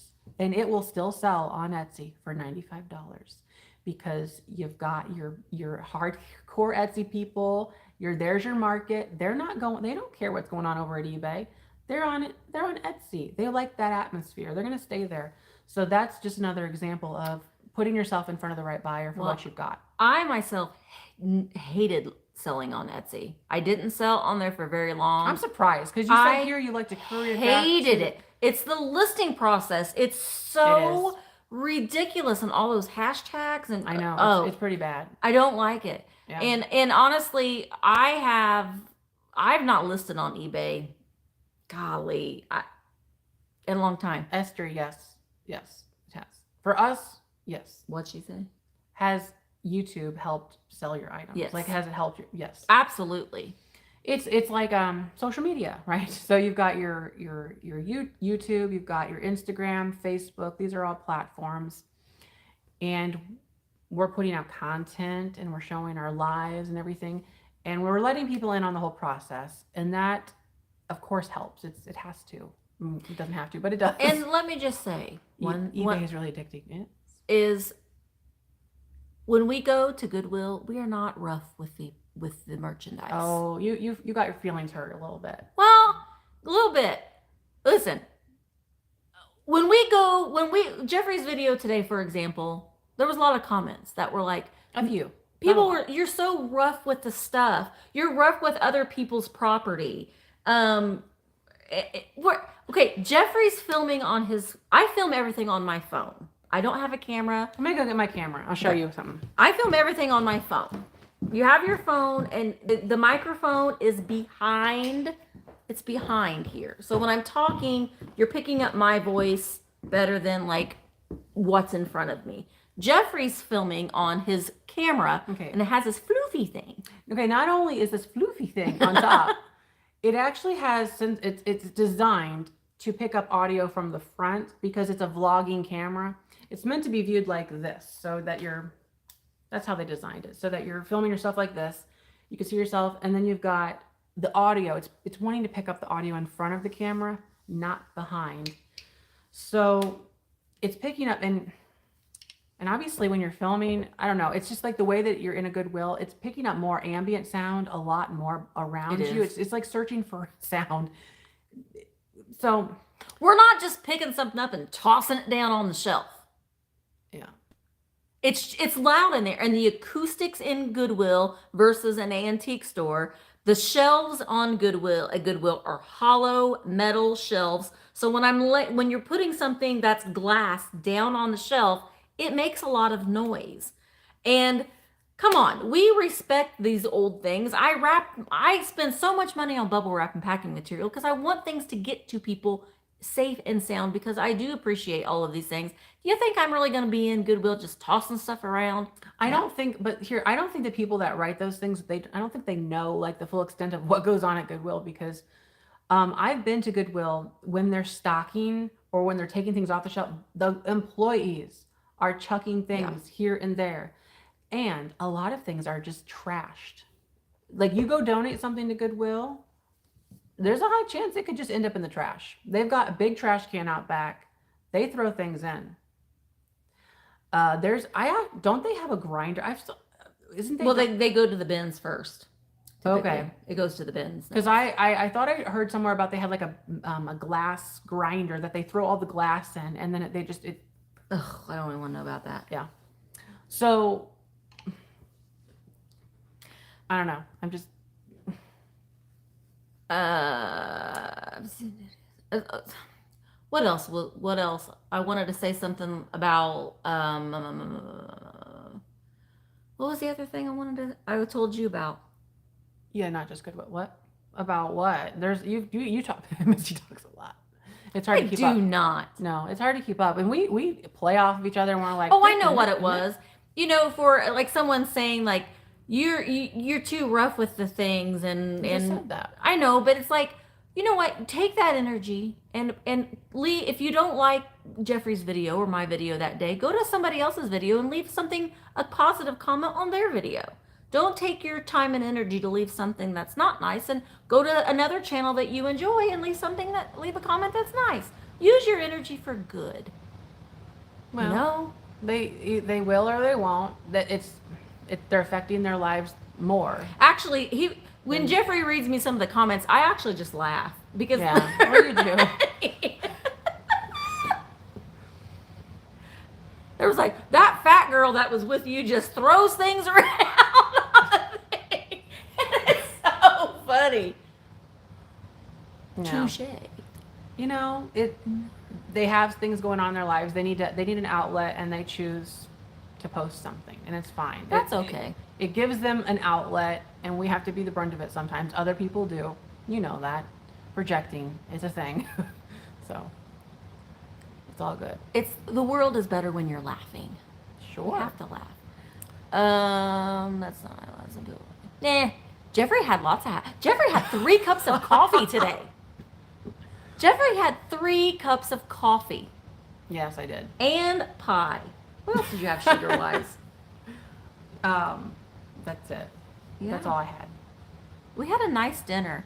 Has anyone asked for your? Oh my gosh, we got noticed today. I have. Oh, you not in this trip specifically. Oh, no, but I- I have signed something. Before. I've signed. Someone wanted me to. I think it was Diane. I don't know if you're watching Diane. They wanted me to sign something that they bought from me. I'm that old woman with the bun on your head. What is that? The pink elephant parlor. I'm the old woman with the bun. Oh, that's what someone probably said on one of her videos. You're the old woman. Oh, okay. Yeah, here's the thing. If you are going to do a YouTube channel, and if you have a YouTube channel, you know this already. People are going to say things that aren't very nice. They're going to, and I don't care about the thumbs downs. That's a whole other thing. I'm like, that's interaction. So whatever. I don't care about that. I delete. So bad comments, I delete. Oh, we were talking about that earlier too. So I delete them, not because I don't know. Not because you care. I mostly delete them because I don't want other people to see them. Because I don't want other people's days to be made bad. Because they're going to see it. It's going to affect them. It can only, if it affects me, fine. That's their target. It's done. They did it. But I can remove it and then, but I don't know. Haters are going to hate. Delete them. Bye, Felicia. But at the same time, I wrestle with like silencing people because I don't want to take like that away. I know it sounds stupid. Like, why would you want to like leave that on there and let them have it's my channel, so I guess I have every right to, but I still wrestle with that. Like, I don't want to take people's opinion away. Someone said some people comments are valid even if you don't agree with them. Mm-hmm. To an extent, yes, but if you're saying, oh, you're just tossing things around on the shelf, that's not true. That's not valid. So, because it's not so true. what you said is exactly what I was just alluding to, is that I read it. Diane. I'm their target. They want me to know something. I read it. I know it. I can remove it because it doesn't. It's like that's something you can tell somebody privately anyway, right? So I read it. It's done. Good. But other people don't have to be affected by it negatively. They don't have to see that. And Right. that's how it just keeps it lighter. So. Miss I don't Fiona? block them though. I mean, it takes Oh, no. it takes multiple something for me to block Same. somebody. I'll Same. just say this is maybe they're having a bad day or whatever. I don't care. Delete it and move on. There's a way to give an opinion respectively. Sure. Absolutely. And I'll admit sometimes it's hard to read like the way people tone things on text. It's not always it is. apparent. It's out of context Yeah. sometimes. A sub is a subscriber. Mhm. Trina. Sub equals subscriber or Subway sandwich, I She said, guess. sometimes I say, I just added you to my prayer list. Oh, okay. Or you say like, what is that? Bless their heart. Bless That's your that's heart. that Southern thing that people say. You know, sometimes it's just the best to say, okay, thanks. Delete bad energy. Yeah. Right. Right. You get rid of it. Yes, you toss it away. Remove the mean. What else can we talk about? Well, we kind of like when we were on our, because we went to Indianapolis today, and it was an hour and a half drive, and so on our way home we're like, okay, because we don't really plan I don't plan anything, and so but we were like, what should we talk about if we go live today? What are some of the things that we should talk Rachel, about? I'm only mean to you because it's like this joke that I feel like I have to live up to. He loves you, Rachel. Do you ever get afraid from some comment? Afraid? Of what? People, no. What would I? No. Afraid. Cindy, I'm told I talk too much all the time. Jeffrey's told me 15 times today that I talk too much to my face. Sometimes. Just hopping on. They're going so fast. Oh, stalkers.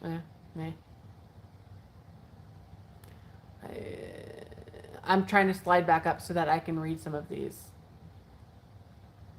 Oh, Why you're asking why am I mean to Melissa? Everything doesn't have to be in capital letters. I just want you to know that I can read sentence case.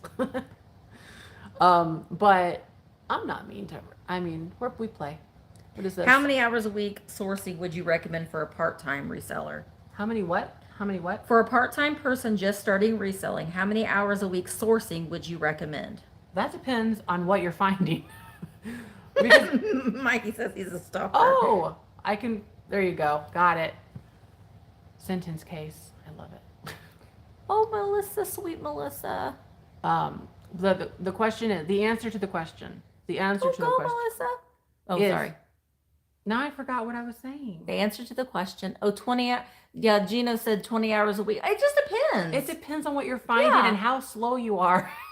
Because if you're spending 20 hours researching something, well, that's not going to get you very far. I'm a full-time reseller, and I'm a full-time reseller, and I go sourcing 1 day a week. I spend one entire day sourcing, How do you go? and that works for me. So it just depends on what works in your schedule. When someone emails you for an item, how do you go about pricing? Do you feel like you're going to offend them? At first, I worried about that a lot, but at the end of the day, you have to put your feelings aside and understand that you're trying to run a business. You need to know what what you've spent on it, what you need to make from it, and what you could sell it to on eBay. You have to keep your prices on a level playing field. Like, okay, this is what I could sell it on eBay for. This is what I could sell it on a live sale for. And this is what I could sell it to you for. This is what I paid for it. This is how I feel today. Yeah. This is what. No, I mean, I think Not really, but I try to like keep it as a level, because Yeah. at I a was level at a level thing. Are you in lockdown? No, hopefully not for a while. How far? We live about 4 hours from one another. Yeah. Yeah. Just It's a process. Sourcing, cleaning pictures, writing, listing, plus working a full-time job. That's how I did it. I think that's how a lot of people that's do right, it. Will. You do it part-time at a start. Misty, do you know of anyone doing live sales before you? I mean, I've seen them on Instagram. I did not invent the wheel. I did not invent a live sale. I did not invent anything other than my children. And I had help doing that. I didn't watch them on YouTube. I know people were having live Instagram sales, and I think it was January 20th, 2020 is when I had my very first live sale. And it was before the pandemic.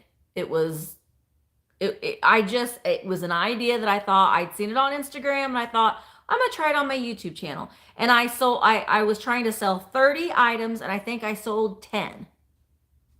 I'm new to vids. What's that boy on the right? Am I the boy on the right? Am I on the right? Well, they're on your channel. You're the boy on the right. I'm the boy on the right. Real nifty vintage. That's me. So, you start somewhere. And but having a live sale is a whole different beast. There's a lot of things that go into, in my opinion, to have a successful live sale. Mm-hmm. You need to have good lighting. You need to be clear. You need to have fun.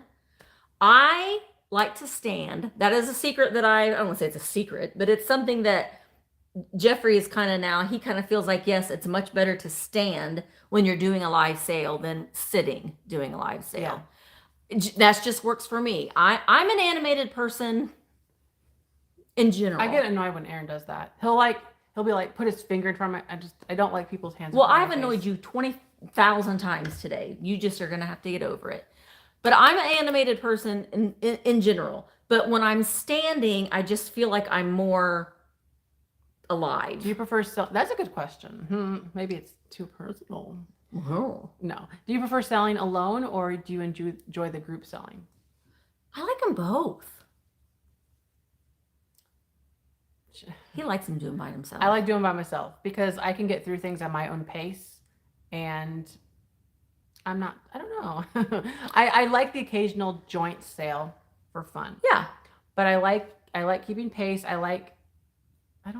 Jeffrey very much likes to stick to a.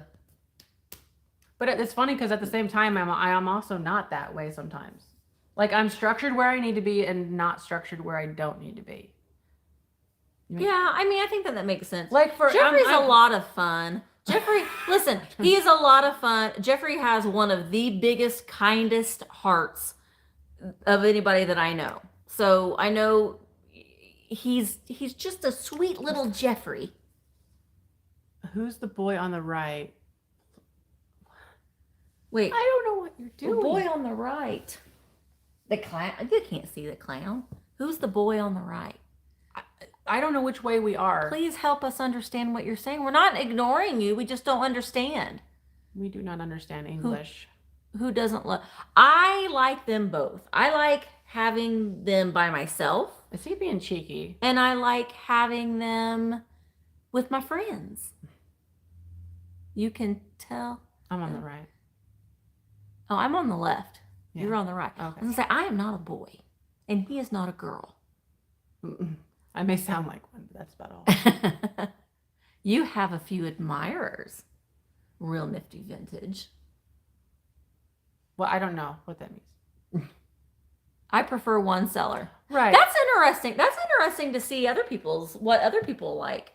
Like, do you guys like an individual sale? So here's my theory. Or a if they like a boob sale.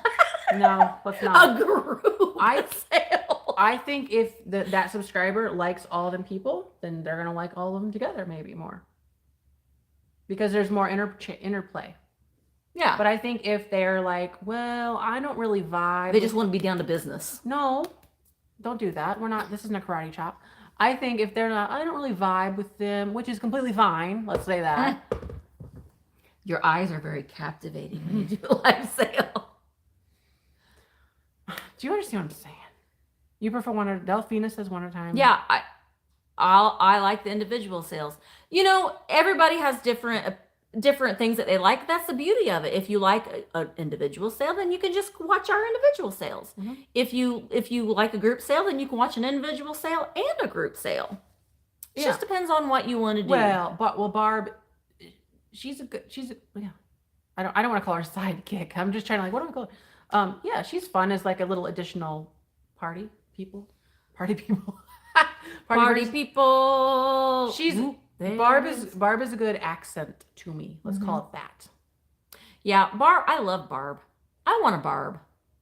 Can Barb be my Barb? No. I want Barb to be my Barb. Barb is she's an assistant. Yeah, she's an assistant. Okay. Yeah, I mean, listen, she's selling things too. But they're a duo during their live sales. You're selling more than she is. Yeah, it's my channel. Well, it's hard to put it into a box, I guess. Barb has a good eye, and Barb really knows her stuff. Barb really, I mean, you know your stuff too, but I mean, Yeah, like a little bit. Barb, like She, we were having this discussion earlier. I cannot remember anything. Like that I have ADHD, I have like nothing stays into my brain. And it's like I was telling Jeffrey, it's a revolving door.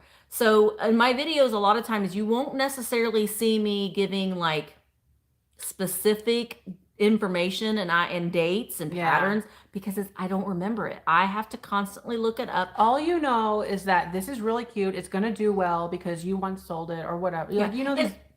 And I was raised in an antique store. I've been around antiques my entire 45 years on this planet. But I have a disability in my brain that I just cannot retain a lot of dates, numbers, shut up. Dates, numbers, facts. I just don't. But Jeffrey is very good at giving specific details. Scott's really good at giving specific details. Barb is really good. George is So I mean, look, there's your left and your right brain. I'm somewhere. I look at myself as I can dance a little bit on the right, the creative side, or the left side, or play in the middle whenever I need to. You're a lot more on your, is it called the creative side? Whatever, the right side or whatever. I'm Because you on all activate, sides. you're like, I mean, You I activate am different- literally, weird. I'm all over the place. How do you feel when subscribers talk to each other during the live sales? I don't mind it. I don't mind it. I only mind it if it's like excessive, and that might be kind of up to interpretation. But if it's excessive to the point where it's distracting me, and see, that's a little subjective too, because how would you know?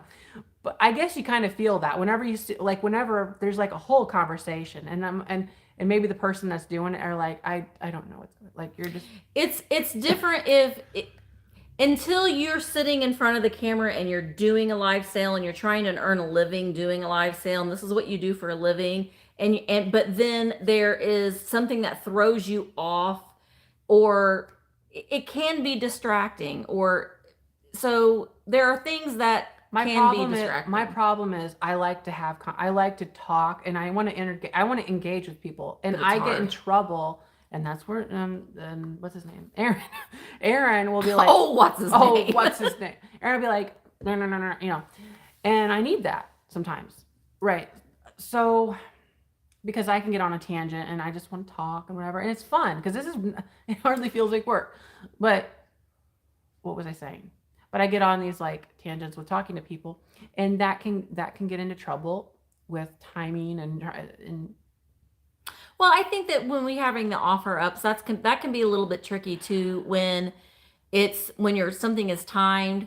I think that I don't know if it like clogs up the time. I don't know if it has something to do with that or what. But I want people to have fun and talk to each other during my live sales. But at the same time, you have to know that we can't engage and fully engage in every conversation that other people are having because we're trying to focus. And I have ADD or ADHD, and if I get off, yeah. I'm like, And well, and the thing is, like, you see a random question, you're like, is that aimed at me? Am I supposed to answer that? I don't know the answer. Oh crap! What were we talking about? What was the chat earlier? And then it's you like, have people that get upset because they're trying to buy something, and then you're off topic, and then but then the other person that's trying to talk to you is mad why aren't because you you're not answering talking me? them. And I'm like, because It's a slippery slope. this is going very fast. Like like just this, and our only job here is to talk. Is to look at the screen. On a live sale, we're not only looking at the screen. We're looking at the item, we're looking behind us, we're talking about the item, we're recalling information about the item. There's like a lot more going on. And to like, because I've got to go back up because I just got on a tangent, and too much detail can also get confusing. The key is, Oh, All sure. the Richard HG. says there are 666 people watching. I see that. I was trying to follow the conversation, 3 seconds, what happened, confused, Yeah. So, Oh, yeah. When some people say, I was number so and so, that's when it's good. Here's another tip for having a live sale: have someone there with you to help keep track. Mhm. Like it could be someone remotely, but you need to have somebody there so you are not selling and you are not writing and you are not trying to go back and you need to try to streamline your sale as much as possible as far as that goes. Like Jeffrey has Barb, she writes things down. I have Emma. Emma writes everything down. So I can be showing the things, I can be engaging as much as I can, and I'm not stopping to write something down. Now, in a pinch, you may have to do that. Or if you don't have anybody else to do that, you're going to have to do that. But I think that it will help people to watch you if it's more streamlined. Mm-hmm. And it's not so, I'm talking, okay, and I'm going to write this down. We can slow down. Rebecca says we can slow down the chat. I don't know how to slow down the chat. But if you slow down the chat, doesn't that mean that we're behind by like minutes at a time?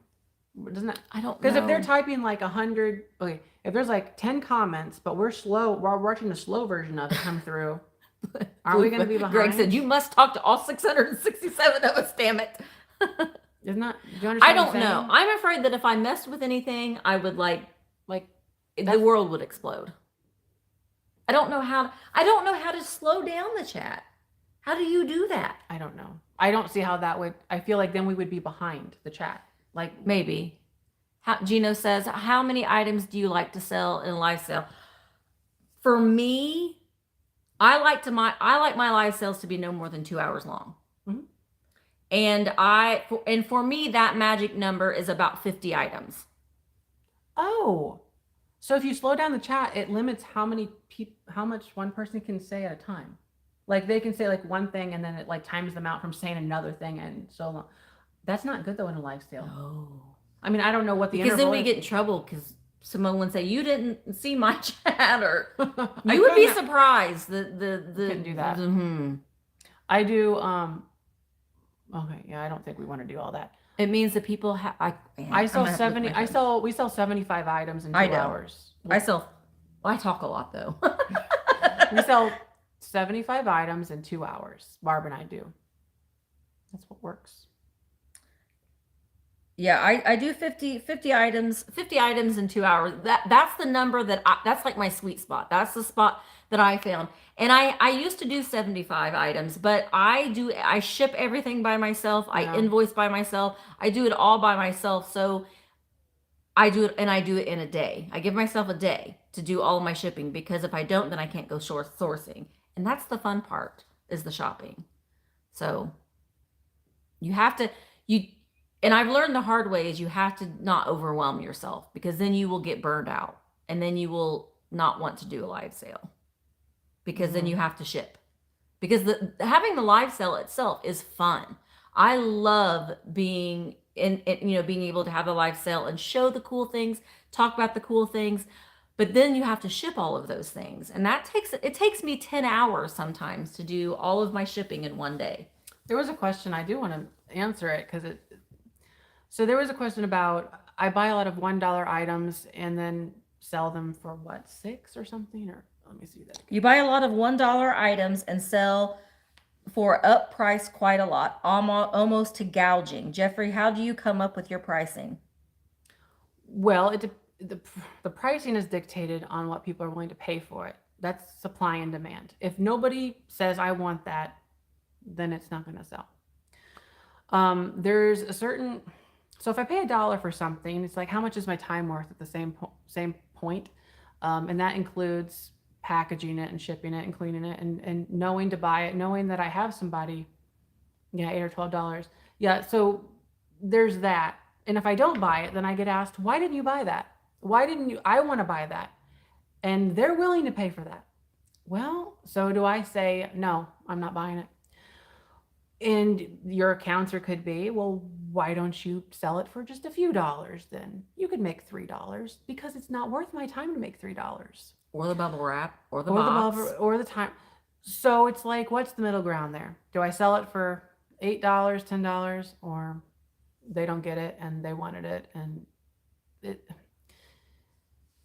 just right. the way I mean, it is. Walmart, Carrie's right. I mean, you buy something from Walmart. Walmart is not going to sell it for the least amount of money that they can get out of it. I mean, that's just it. It is our job. We have chosen our job to go out and look for things and curate things and find things and sell them. And we do our research. I look things up that I sell. I see what the fair market value is on eBay. And if some things that I think is a curated thing that people they know that they're going, like the fairy lamps, for example. That's kind of my thing. It's I sell one every single week. And they want one from you. Right. And it is, I go out and search it and find it and clean it. And I do it as an offer up and I let it go for what it goes for. And for anybody who wants to pay $1, go out and buy it for $1. And then you've got it made. Yeah, you don't have to get it from us. The problem is you're probably not going to find that very specific thing in that very specific moment that you want for $1. It very rarely happens. You say, well, I can go buy this milk glass, whatever, vase, trinket, dish, whatever. You might be able to find it just like we do for $1 or whatever, but yeah, probably not Chino's happen. right. What you pay for something is irrelevant. It's what someone is what's worth to someone to pay for it. It's true. What we pay for it necessarily isn't what we're asking for it isn't always relevant. It's fair market or what is that? What's the word I'm looking for? Not fair market value, but I don't know what I don't know what's in your brain. Nobody knows what's in my brain. Well, who was the person that said something about rude? Was that the person that asked the question? Because I don't take it as that. I'm just answering it very kind of simply. If that was the person that answered it, no. I think a lot of people jumped in. It's that whole thing's taken out of context. It's just that's just the way e-commerce and buying and selling works. Like Walmart was brought up, and they're doing a lot on. Okay, so you've got your Walmart and your Target and all these big mass companies. They're buying things at great, huge scales, and they're able to make things up in quantity. We can't work on quantity.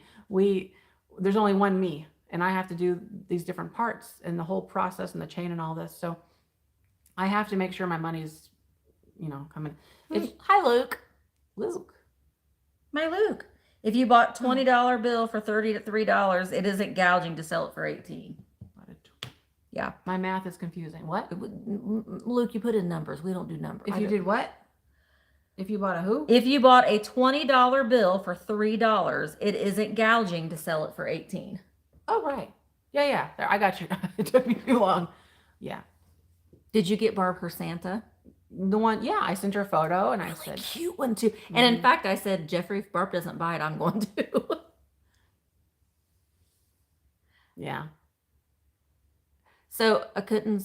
Oh yeah, you need to have moderators too as when you do live. Are you going to do? When do you guys ever consider you both have your buildings? Oh, what? The chat. It just goes by so fast. Would you guys ever consider you both owning buildings? No. Bottom line, it went away again. Listen. I have a brick and mortar store. I own it outright. Jeffrey owns. I don't. What was the question about a brick and mortar? Would we ever think about having like a reselling store or like an antique mall or a reselling space?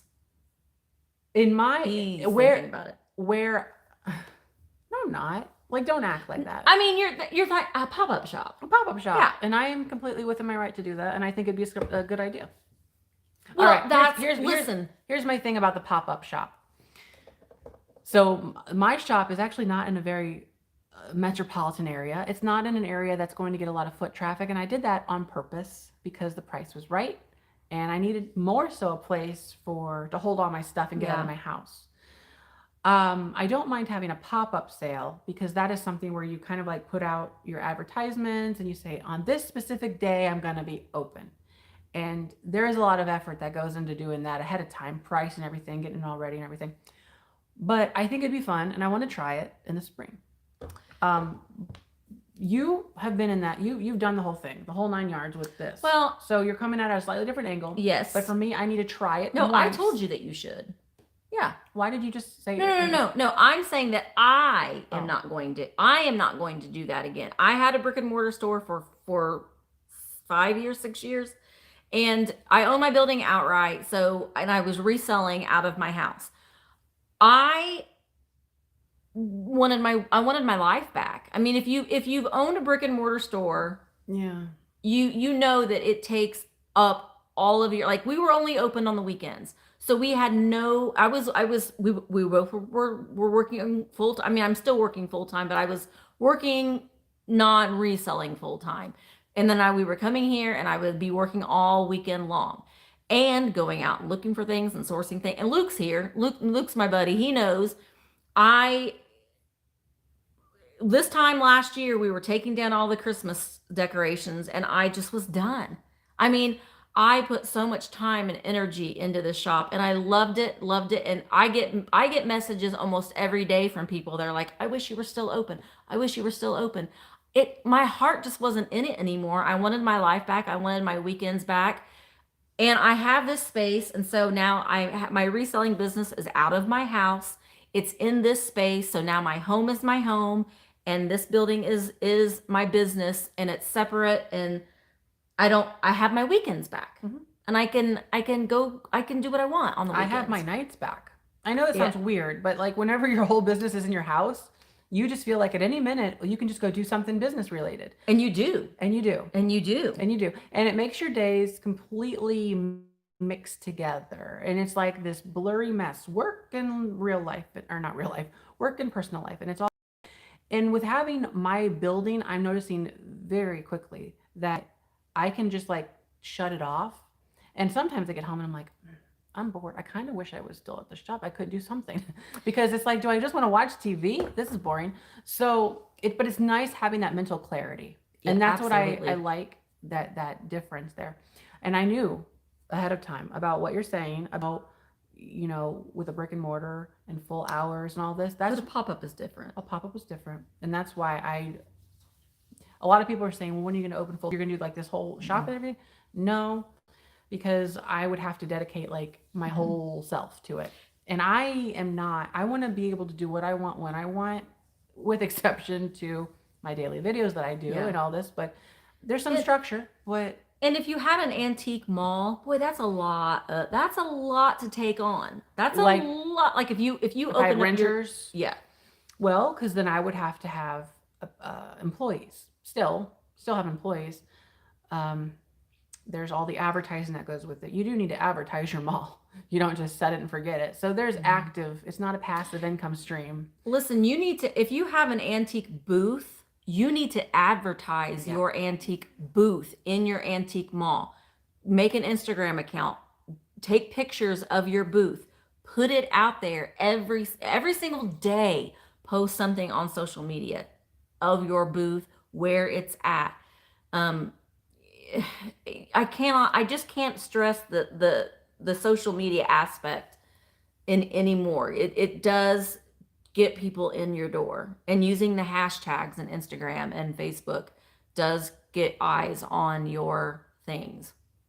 But yeah, and just like, even like with your relationship, even going home and like you and Aaron being able to just sit down and chill out and watch a movie and not look at the 15 piles of salt and pepper shakers on your counter.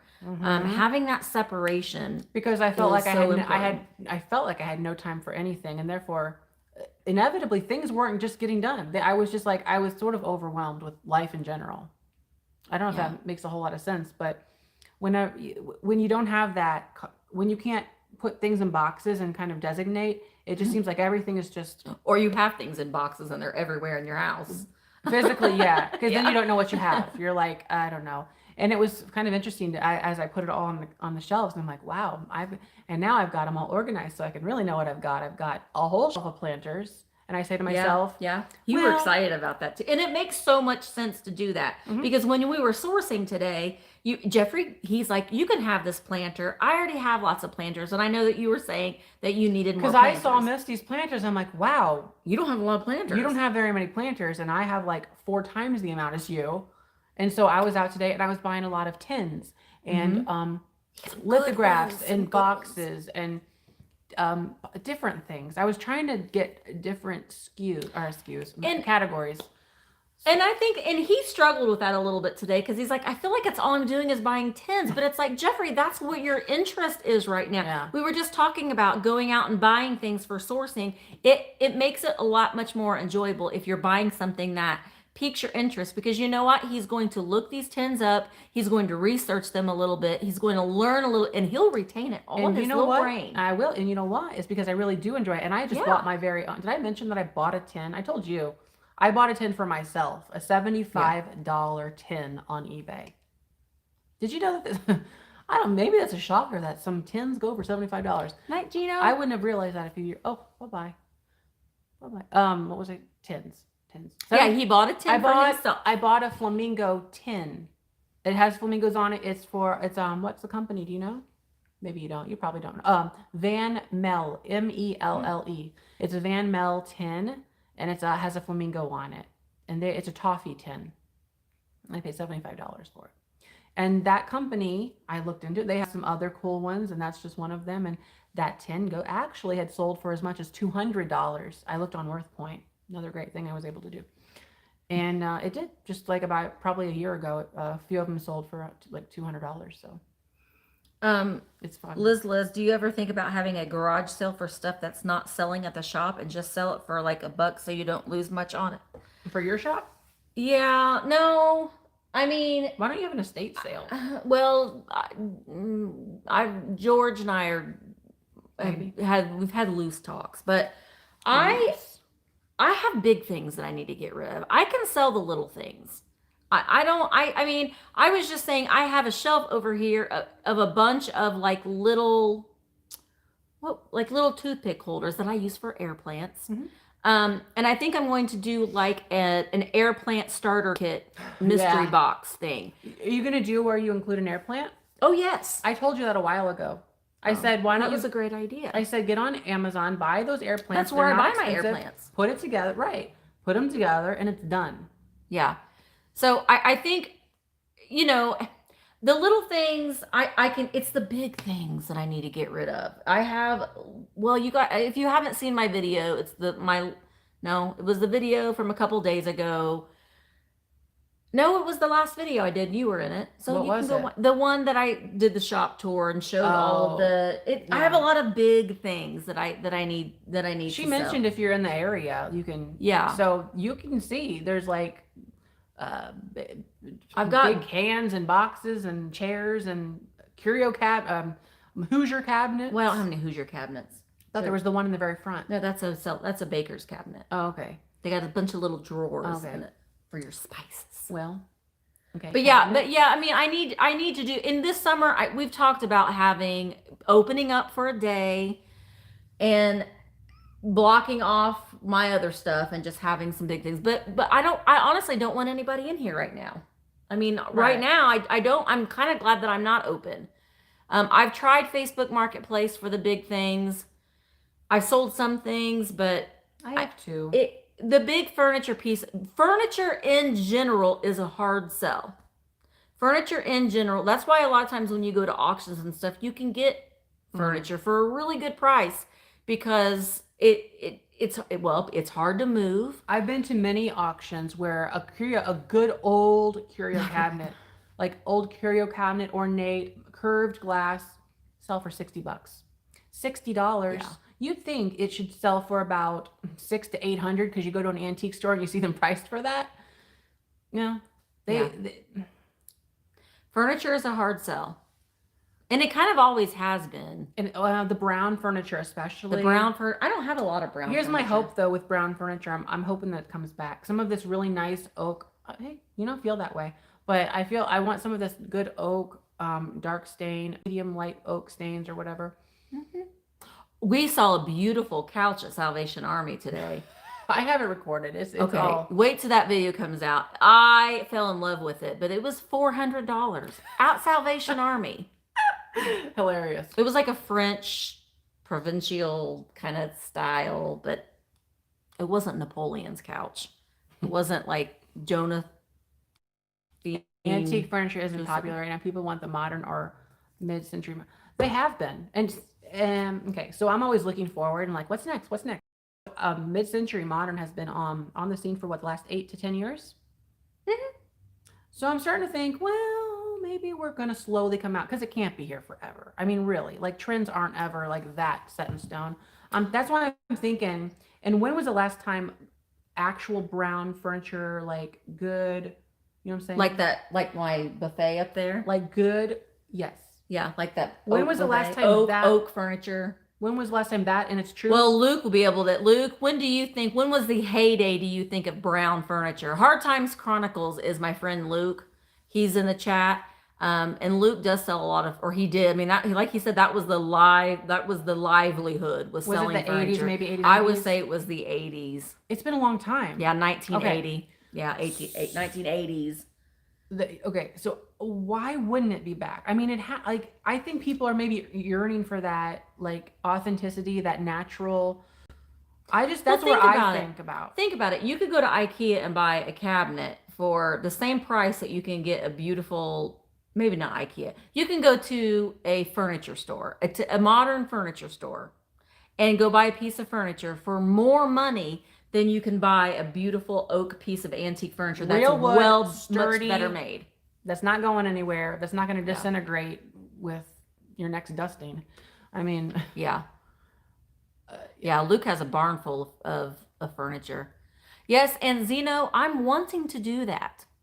George is just all over the place. He's the world. He's a traveling man. But yeah, I do. It is something that I'm thinking about doing. George and I have loosely talked about it. Me having some sort of an estate sale with George, so I have a lot of primitive tools and that's why you don't dust. things that I need to get rid of, and so we're thinking about that, or I'm wanting to do that. I'm looking for a buffet. I've got a beautiful buffet with beveled mirror, with the clawfoot. It's beautiful, and I think I have it on. I think I might even have it on eBay, local pickup, for maybe. Do we have any young? Do we have $1,100? I know this might be weird. I'm just curious how many like young people we have watching, like under the age of 25. I'm just curious, and like I wonder what your style is for like the whole wood thing. I'm just curious. Like, do you only like to have Cottage core? You're right. You're 25, Katie. Okay. You're 62. Well, okay. How many are under 25 or 25? Because I'm just curious, like what the style, like what you like. 69. That you're not. I love you all. I love Yeah. Gordon, Fern, yes, Diane, designs, and I just wanted to take a little poll for like what the younger crowd was like and what they were into. I guess watchers too. I don't know. Maybe I just have hope for. no laughing, Jeffrey. I'm not laughing at your age. Jeffrey and Katie are the youngest people here. I'm 31. I was just trying to take a poll of like the younger demographic. That's all. Who cares about the younger demographic? I do. I always do. 154. Will, you're 40? Dang, Will, I thought you were a lot younger than that. I was gonna say, I think Will's in here, and I think he's like that demographic. Wow. 77, 70. Well, this is fun. I'm 45. Let's all tell our ages. We're apparently doing that. I'm 45. Oh, I see Fatbird's in there. 34. Okay, well, that's young. I know. Doesn't Will look like Will, baby? 7. Jojo 7. Oh, okay. So do you like? What kind of brown furniture do you like? Do you like brown furniture or white IKEA? Stephanie's 32. Stephanie who? Well, she said she's 32. Stephanie who? There's 29. The vintage scavenger is 29. Vintage scavenger. Oh, you bought the corgi, right? Yes, corgi. he bought the corgi from you. Okay. When I hear 1980s is vintage, I feel so old because I was a child. Over the hill and on a roll. I like that. You're 333. 38. See? So tell us, you young whippersnappers. Young. 38. 38's young. I mean, I'm getting close to it. So yes, you're right, Misty. It's very young. No, I'm not that close. But I'm inching my way to that Goodwill discount. Then Jeffrey's really wanting to go shopping with me. I'm gonna drive 4 hours. You know how nice I am. I was giving you. Well, no, I didn't do it the whole time. When you could. There's apparently some Goodwill thing. I should have had you do it more whenever I was checking. Oh out yeah. Goodwill. Well, in our area, you have like a loyalty card, and you can get like $5 off. And Jeffrey, like he let me get points for his spending. I was scared for a second. Jojo was my daughter. Yeah, once you turn 40, life just flies on by. You're seeing a lot of Hollywood Regency. Ooh. Yeah. Hollywood Hollywood Regency is pretty easy to find in my area, although What do you I don't count the wanna- 70s stuff from Home Interiors? Is that what you're? no. What do you mean like or old Hollywood Regency? Oh yeah, I have a lot of Hollywood Regency light fixtures back there that are in boxes. I have a lot. I have an easy time finding the 70s Home Interiors myself. It's everywhere. Well, not everywhere, but I have a lot. I probably have 30 to 40 beautiful old light fixtures that I need to sell. I don't know anyone in our demographics. that appreciate vintage antiques china. Well, that's true. I mean, I think a lot of you like the younger crowd demographic. You think of like the IKEA buyers. there's a what is? Do you ever watch Mr. Kate? Oh yeah, on Is it YouTube. the right Mr. word? Kate. Yeah, Mr. Kate. They're a younger design couple. They're husband, wife, or boyfriend, whatever they are. Don't care. And they've got like a kid or whatever. And they are designers. They have like They're their on own, YouTube They have channel. like their own production on. It's very well done. It is. Anyway, Mr. Kate, Mr. Yeah, Mr. Kate. Kate, Like Kate. Mr. And they design stuff, and I'm trying to think back to they do a lot of vintage stuff, and she's really trendy with like she's doing 70s and 60s and Yeah. But she's also a maximalist too. She doesn't really fit into one. She'll She's do it all. eclectic. Yeah, she's eclectic. She's eclectic. A lot of people are asking for you to explain Hollywood Regency. Let me see if I. Okay. Does that get that? Is that box would qualify right there? Oh my gosh. See that brass one? That's not this. Oh, can't- this. Yeah. Yeah, that. I think that. No, Well. that's kind of deck. Wait, I don't even know what I'm looking at. let No, me I didn't know what this was. Let me. I just saw the side of this and I was thinking kind of Regency Let me see looking. if I can find something. We work great with visual aids. Missy's. This is borderline. It's borderline. It could with use the- some help. But I mean, it might give an idea. This could give an idea. More glam than this a little bit. Yeah. When I think of Hollywood Regency, I think of a lot of golds. Designers like to use gold and black together. I've seen them do geometrics with it to kind of play in some of that mid-century vibes to the Hollywood Regency. It sort of bounces off well with this. This is a lamp shade. That's Mm, no. mm. We're struggling. Well, Isn't that fake looking? This? What are you talking about? This is not old. This is actually old.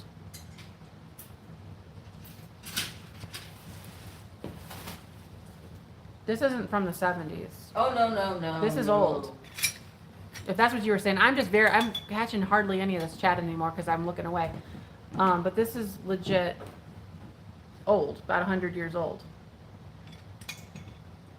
I don't know. I have more mission. I guess I have more arts and crafts mission style Yeah. things than Hollywood Regency. What were everybody saying? What was everybody saying? You think of gold, like Gaudy, bougie. gaudy, bougie. You know those peacock fireplace fans? Yes. Okay, so it's like one of those accordion. I call it peacock because it does like this, like a peacock's tail. But they've got and they're brass, gold brass. Like Liberace. Yeah. But like when you walk into, think about like a movie in the 1930s and or the 20s, and they walk into like a hotel lobby and all these beautiful like with all that ornate metals. Ornate, and yeah. Google it. You got your phone right there. Oh. Just search it. Type Hollywood Regency style. Goodness gracious. It's yes, Art Deco. It's kind of along there. Yes, Art Deco. It plays into it. It's a little bit more ornate than Art Deco. It brings in some more. This is silly. Shining, elegant. I'm trying to flame. find a good example. I know. These are all like rooms. No. Okay. Like Great Gatsby. Yeah, The Great Gatsby. I mean, that's not an antique thing. That's just like we're looking at style wise. Mm, Gosh, don't Google it. Okay. I would use this chandelier in a Hollywood Regency. Okay. It's on Wayfair. And it's $53,000. So I would put that in a Hollywood Regency room. That Look chandelier. up Kelly Rustler. She's a Hollywood reason. Okay, I'll look her up. More Art Nouveau than Deco. No, I think that it's a mixture. I think it's Art Nouveau, Art Deco. It's like this, and mixed with like this Victorian ornateness. Would you say? You think it's like a crossover between Deco, Nouveau, and It's definitely a combination between Deco and Nouveau. I would agree with that. I'm gonna look up the Hollywood. with some like French, with like some French flair, right? Like some French flair. Yeah.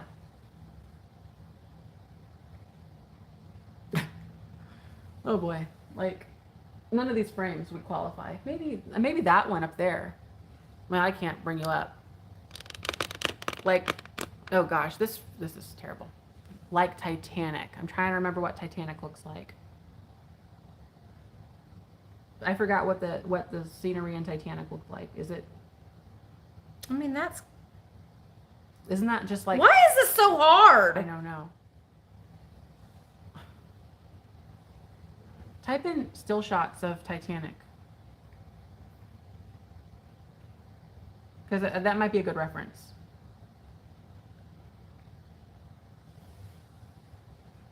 Catherine says it's a good reference. Doesn't have to be expensive. Obviously, it doesn't have to be expensive with the right. Or like that. Yeah. If you'd use it today, you would obviously mix in other styles to help it along. I was saying the mid-century style mixed in with it balances it out because it's a little too over the top for today's. It's very opulent, very, very. Right. You need to mix in. For that now to work, you need to mix in modern lines, sleek lines. George would be able to explain it. Glamorous, yeah. George would be able to explain it. That's what it is. We're caught in the rabbit hole of Hollywood. Do you feel like we're talking about Occupy Japan again? Do you remember that conversation? Yeah. Hollywood Regency on eBay. Mr. Webb. We're still down here, Mr. Webb. Versailles. French Baroque. Yeah. French Baroque. It's fancy. Gold and glitz. You think more metal? Yeah. I think more metal too. That's why I was saying, like with that light fixture, like the gold gilt, crystal. If you would walk into a prisms. hotel like downtown Chicago or downtown Los Angeles, like a really fancy schmancy hotel, that was built in the 1920s, turn of the century, 1920s, 1930s. A lot of the old light fixtures and stuff that you're going to see there, and it's very Hollywood. I'm just like the lamps, marble floor, the lights upstairs in the apartment, those white. Aren't those schoolhouse pendants? No, I can't remember what they. No, they're like a skyscraper. Oh yeah, those. Yeah, those are skyscraper, but those are very deco. But they would work in a Hollywood Regency style, right? Because there's some crossover there. Trump Tower, yeah, probably. I forgot what that looked like. I just thinking like in the 80s. That's when I remember seeing like the gold gilding and that's what I'm saying. Velvet, the Vanderbilt House, the Drake Hotel. Yeah, if you think of hotels like with these huge, beautiful lobbies, then that would Biltmore Estate. Yeah, absolutely, lots of gold gilding. Yeah, old time theaters. Yeah, that's another one. So that whole thing, that's where I think we might be headed more so. Yeah, to me, it's definitely Deco and Art Nouveau all wrapped up into a nice little bundle. The Ritz. On the Ritz. Do do do do do do do. The Addams Family house. No. I mean, Well, it's a little gothic. it's It's a little bit gothic. Hollywood Regency. but that's very gothic. Mm, I'm trying to. It's like all I can remember of the Addams Family is just like Absolutely. dark and Cobwebs. cobwebs and gothic. Okay, Tiger Lily says I like woodsy logwood style personally. Woodsy logwood style. I can't picture what that Like is. lodge. Oh, See, now I but really but like white, like pretty cottage, like a cottage lodge, or like a hunting lodge. or like a hunting lodge with like wood, like made of wood. What are those things called? A cabin, a wood cabin, I was thinking Lincoln logs. basically. I really like arts and craft style. Like I I do would too. love an arts and craft style house. Yeah, arts and craft style houses are cool. French rustic. Oh, okay. So So like more natural tones. French rustic. I would need to see it. What would you guys consider? We hear a lot of cottage core. What do you think? Trailer Park Regency. What do you when you think of you? Because that's like an on trend word. What cottage? Cottage I've core. never heard of it Yeah, up until cottage this core. weekend. So what do you guys think about when you hear? Maybe you don't know. Let me Google that because we were talking about that earlier. I like granny chic. That's my word. I like saying granny chic. Oh yay! Ann Eckhart has a new video. I love Ann Eckhart. She hasn't had a video out in a while. Okay. See? Bing! Can you just be a little less obnoxious? No. Oh goodness. Not cottage core. Cottage core. Cottage core is centered around what you would imagine living in a cottage in the countryside would be, like gardening, greenery, floral prints, flowy dresses, and animals. You want to feel like you would fit in on a farm. Okay, I just called that cottage before. Or cottage. What did I call that? Was it cottage? It's shabby chic. No, that's trademarked. I know, but like the style. Yeah, basically. Like teapots. Ooh, planters. I just called it cottage themed or cottage style. Recipe But cottage boxes. core, sure. How is that? What? Recipe boxes? The Little Book of Cottage Core. Traditional skills for a simpler life. So like you're living off the land? Like an English cottage? It looks like more English. Yeah, cottages. absolutely. Okay, well, see, It's an we learned Engli- something like an new. English French country cottage. Yeah, absolutely With it is. toile fabric. Toile. That's fun. Yeah. And it's also a fun word to say. I'm here for the animals, not the frilly stuff. She said. Did you ever answer? Think Laura Ashley. Aaron, I don't think is called all day today. No. Whatever Taylor Swift. That's cottage core. That like Taylor her style. Taylor Swift did a music video where she had, if my memory's correct, she had, what were we just talking about? Cottage core. Hollywood Regency. She was in a bathtub. She had like what, pearls on. Oh, She's in the she's bathtub. growing up. She was. What was that song? Am I right? Was that Cardigan. No. Am I right? She was I don't know. I'm not a bathtub Taylor Swift biting on listener. her pearl necklace. I'm not a Taylor Swift. I don't know the name of that song, but I thought that's what it was. 90 small print florals with lace trim colors. Cottage core. Small print florals. Oh yeah, those are fun. Calm down. Oh, I don't know. Oh, she's probably talking about me because toile is it is toile. You know what else is a fun word to say? Brazil. And Jeffrey can't do it. Try it. Brazil. Look what you made me do. That's the name of the song. Oh, that's not a new song though. It's one that I recall. It's a recent Taylor Swift. It's not like I don't get out much. I know that she was in the bathtub. She had like she was there biting her pearls or whatever. Yeah. She had it was like very opulent all around her, and it reminded me of Hollywood Regency. Yeah, that's true. That's what I can With remember. her red lips and I think so.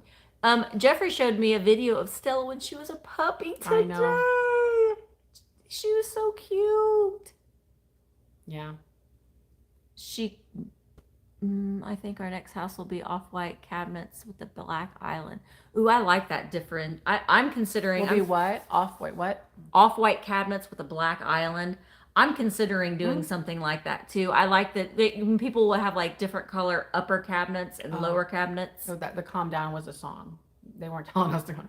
Oh. Yeah, I like. I'm used to hearing "Calm Down, Misty" a lot. I like kitchens that are two different colors like that, where the bottoms are a color and then the tops are another. But then it makes you wonder how long of a trend is I that know. going to be. That's what I think is we're going to remodel our kitchen, and I'm thinking, do I want to do that? I like seeing it. I like seeing it, but I would feel iffy about doing it because I don't want to have to repaint. That's my. I'm thing. probably going to stick with. I don't know. I like white cabinets. See, whenever we get our house, when we like got the floor done, I chose. Now, when we did the floor, those dark floors were very, very popular, and they still Yeah. might be.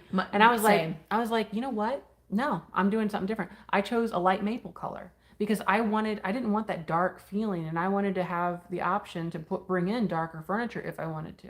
Mm-hmm. So I didn't go with the dark that everybody was going for, and I was thinking, the dark is eventually gonna go out of vogue or whatever, and it's gonna be because everybody was doing it, Yeah. and it's like it's gonna instantly date what you did. So My walls are gray, and I like the gray walls, so I think I'm going to do white cabinets with a darker countertop. But I want subway tile I love subway backsplash. tile. I know that's kind of it's used and done, but it's it's like kind of the look. timeless. I like the wavy subway tile. And upstairs in the apartment, you have penny tiles in the bathroom, and I love penny Yeah, tiles. I do too. But there's a couple of them that aren't laid right. And it don't. Yeah, well, It that's just the bugs me problem a because little they're bit. like so small. But yeah, I like the idea though, and what I would like to do because I like color too. So I want a standalone island, and I want the island to be a fun color Mhm. because that can be You painted. can paint it easily. It's its own thing. Yeah, I like it to be like a jadeite green color. I used a high gloss paint. It's so easy to wash. Absolutely Yeah. high gloss on cabinets. Yes, so you can wipe off. I learned recently that no, maybe I shouldn't get into that because it's kind of like what I learned is you shouldn't use high gloss. But I did learn that it's like kind of a no-no to go straight for high gloss everywhere. Like there's like other sheens, like there's like pearlescent sheens and ones that do your walls a little bit better justice as far as especially in hideability of things. I don't know. I'm not trying to be a paint snob. Well, I I'm just think about to wipe off a yeah, cabinet. I know for sure. And I like the subway tiles with gray grout. Yeah, I like the gray grout. you don't want to do white because white on white is gonna be. Yeah. Yeah, I know black counters show everything. I think I don't. I chose. See, that's another thing. I chose black countertops. Why? Because everybody was doing white with like the little streaks through them, and I was like, I'm gonna do opposite. And then, Bye, fat birds. oh no, yeah. And then now I'm like, kind of like, well, I really wish I would have done white because I like the cleanliness of the. Yeah, white everyone's saying counter. no black counters. It's silly because I'm like black counters were really big in the 90s. But I'm and thinking then- like a white counter that's heavily in gray, so it's still white, but it still has that dark variation in it, and it's not like white cabinets, white countertops. You know. But IKEA furniture is the worst. Well, yeah, I'm not surprised it's the worst. I did buy Emma for the apartment. It's upstairs right now. A lamp at Goodwill from IKEA. It's one of those really cool industrial floor lamps. Yeah, for $20. $20. It's pretty cool. The squeaky countertops will date. Oh wait, the sparkly countertops. Yeah, like with It has that mica glitter Yeah. stuff in it. I don't know. Listen, yeah, I think it I will. have been we've been saving to put in a new kitchen, and our septic system has gone out. I don't think you can go wrong with a classic, just straight up marble, like a white marble, like a, what do they call it? Carrara? Like a straight up marble. Yeah, I mean, it's hard to say. So yes, Everything eventually goes out. Yes, the poop hole. Mm-hmm. I've been saving for a kitchen, and now we have to put in a new septic system. Who wants to spend money on that? Not me. Well, you have to get oh, see, we're on two different subjects. Because I'm thinking about you can get quartz made to look like marble without the glitter, I guess. Just don't do dark black dark backsplash black. and dark counters. Makes the Yeah. whole kitchen look dark. Right. And then dark red cabinets. Listen, Jeffrey has done so much in such a short amount of time to his shop. It it looks amazing to what it started out being. Yeah. He's put a lot, because I told him he had the choice to buy all the contents of the shop and or have it all cleaned out, and he wanted to buy all the contents. And I kept saying, Jeffrey, what I wouldn't give to have a blank slate just to be able to move in. And he has cleared out all of that stuff. He has worked his rump off. I was reading a Getting that random cleaned up. comment about Michael Jackson versus Whitney Houston.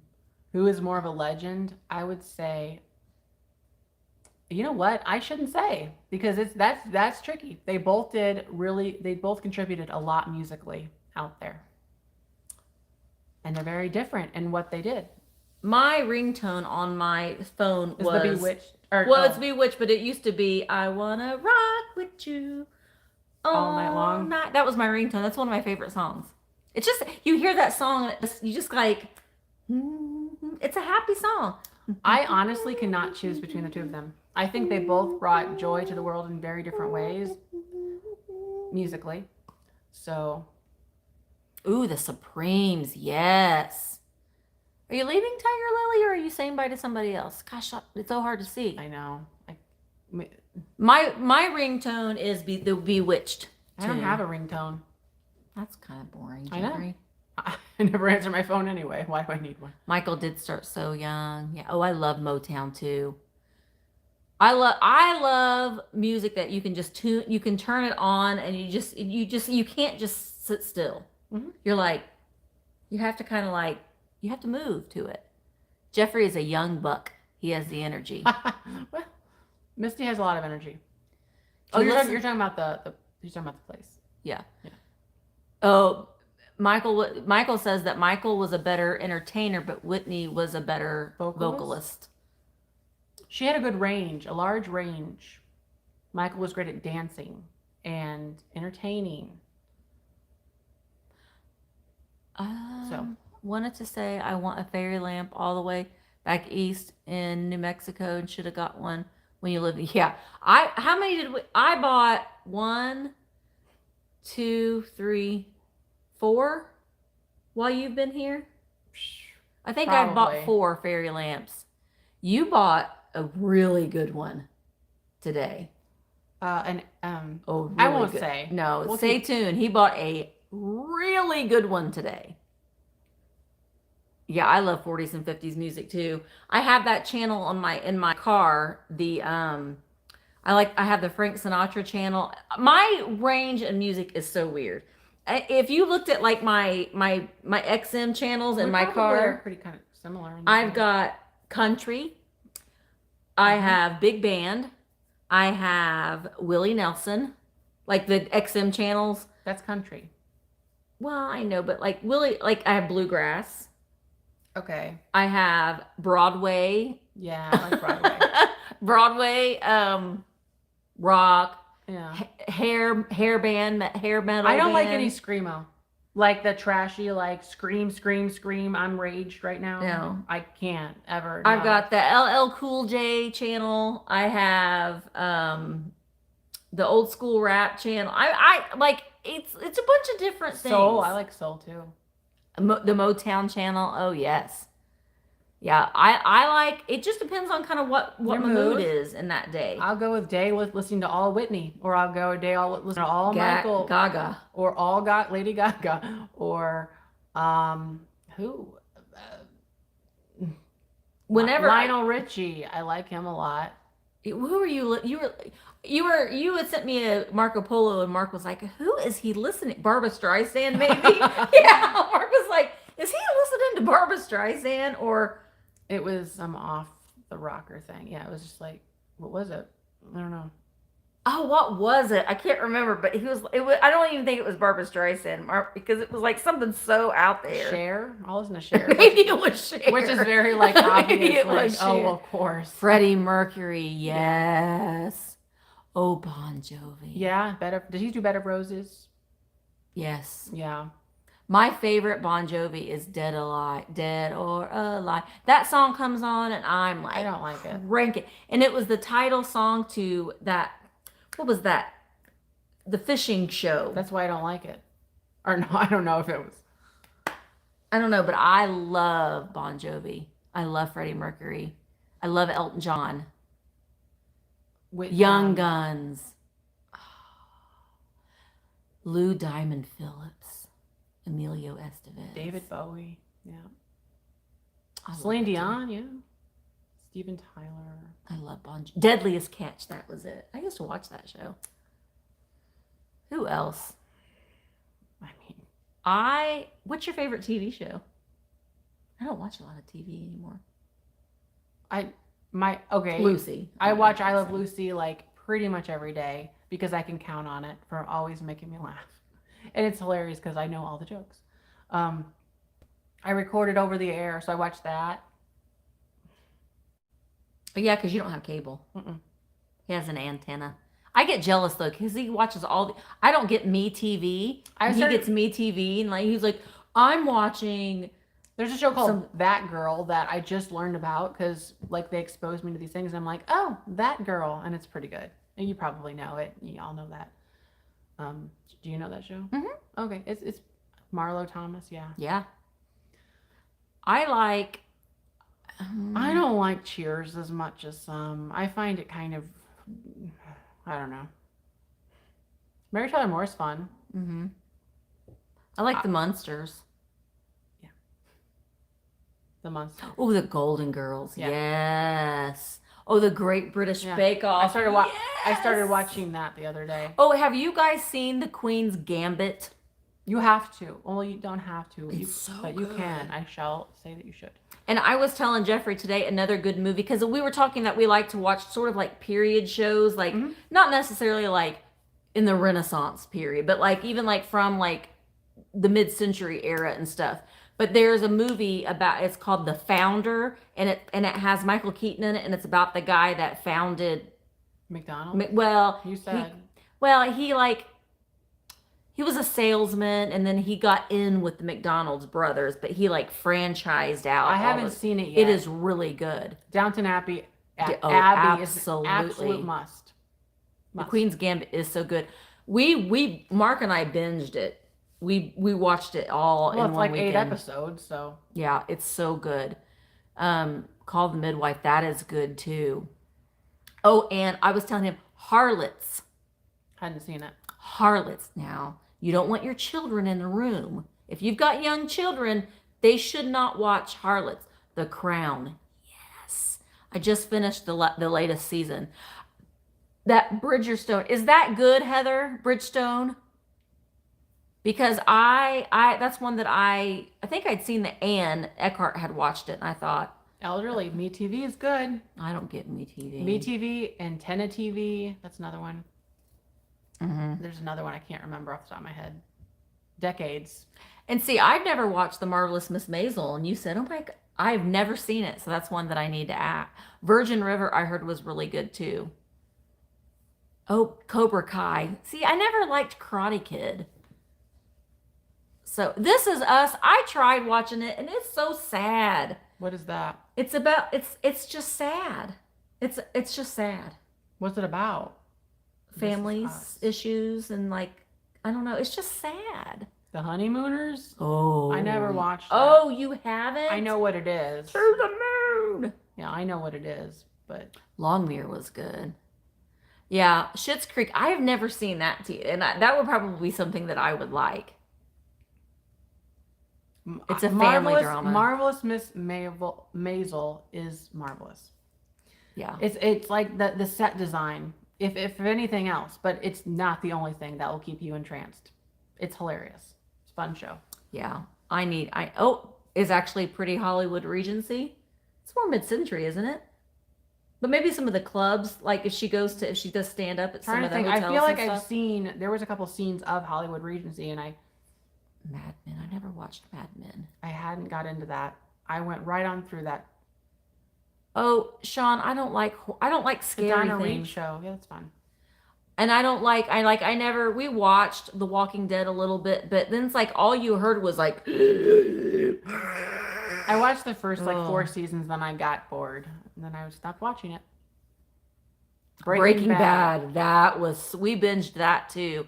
And what was another one that we binged watched? Which we don't do very often because we're not real big sitting watching TV kind of people. Prison Break is Never good if watched you never that. watched that.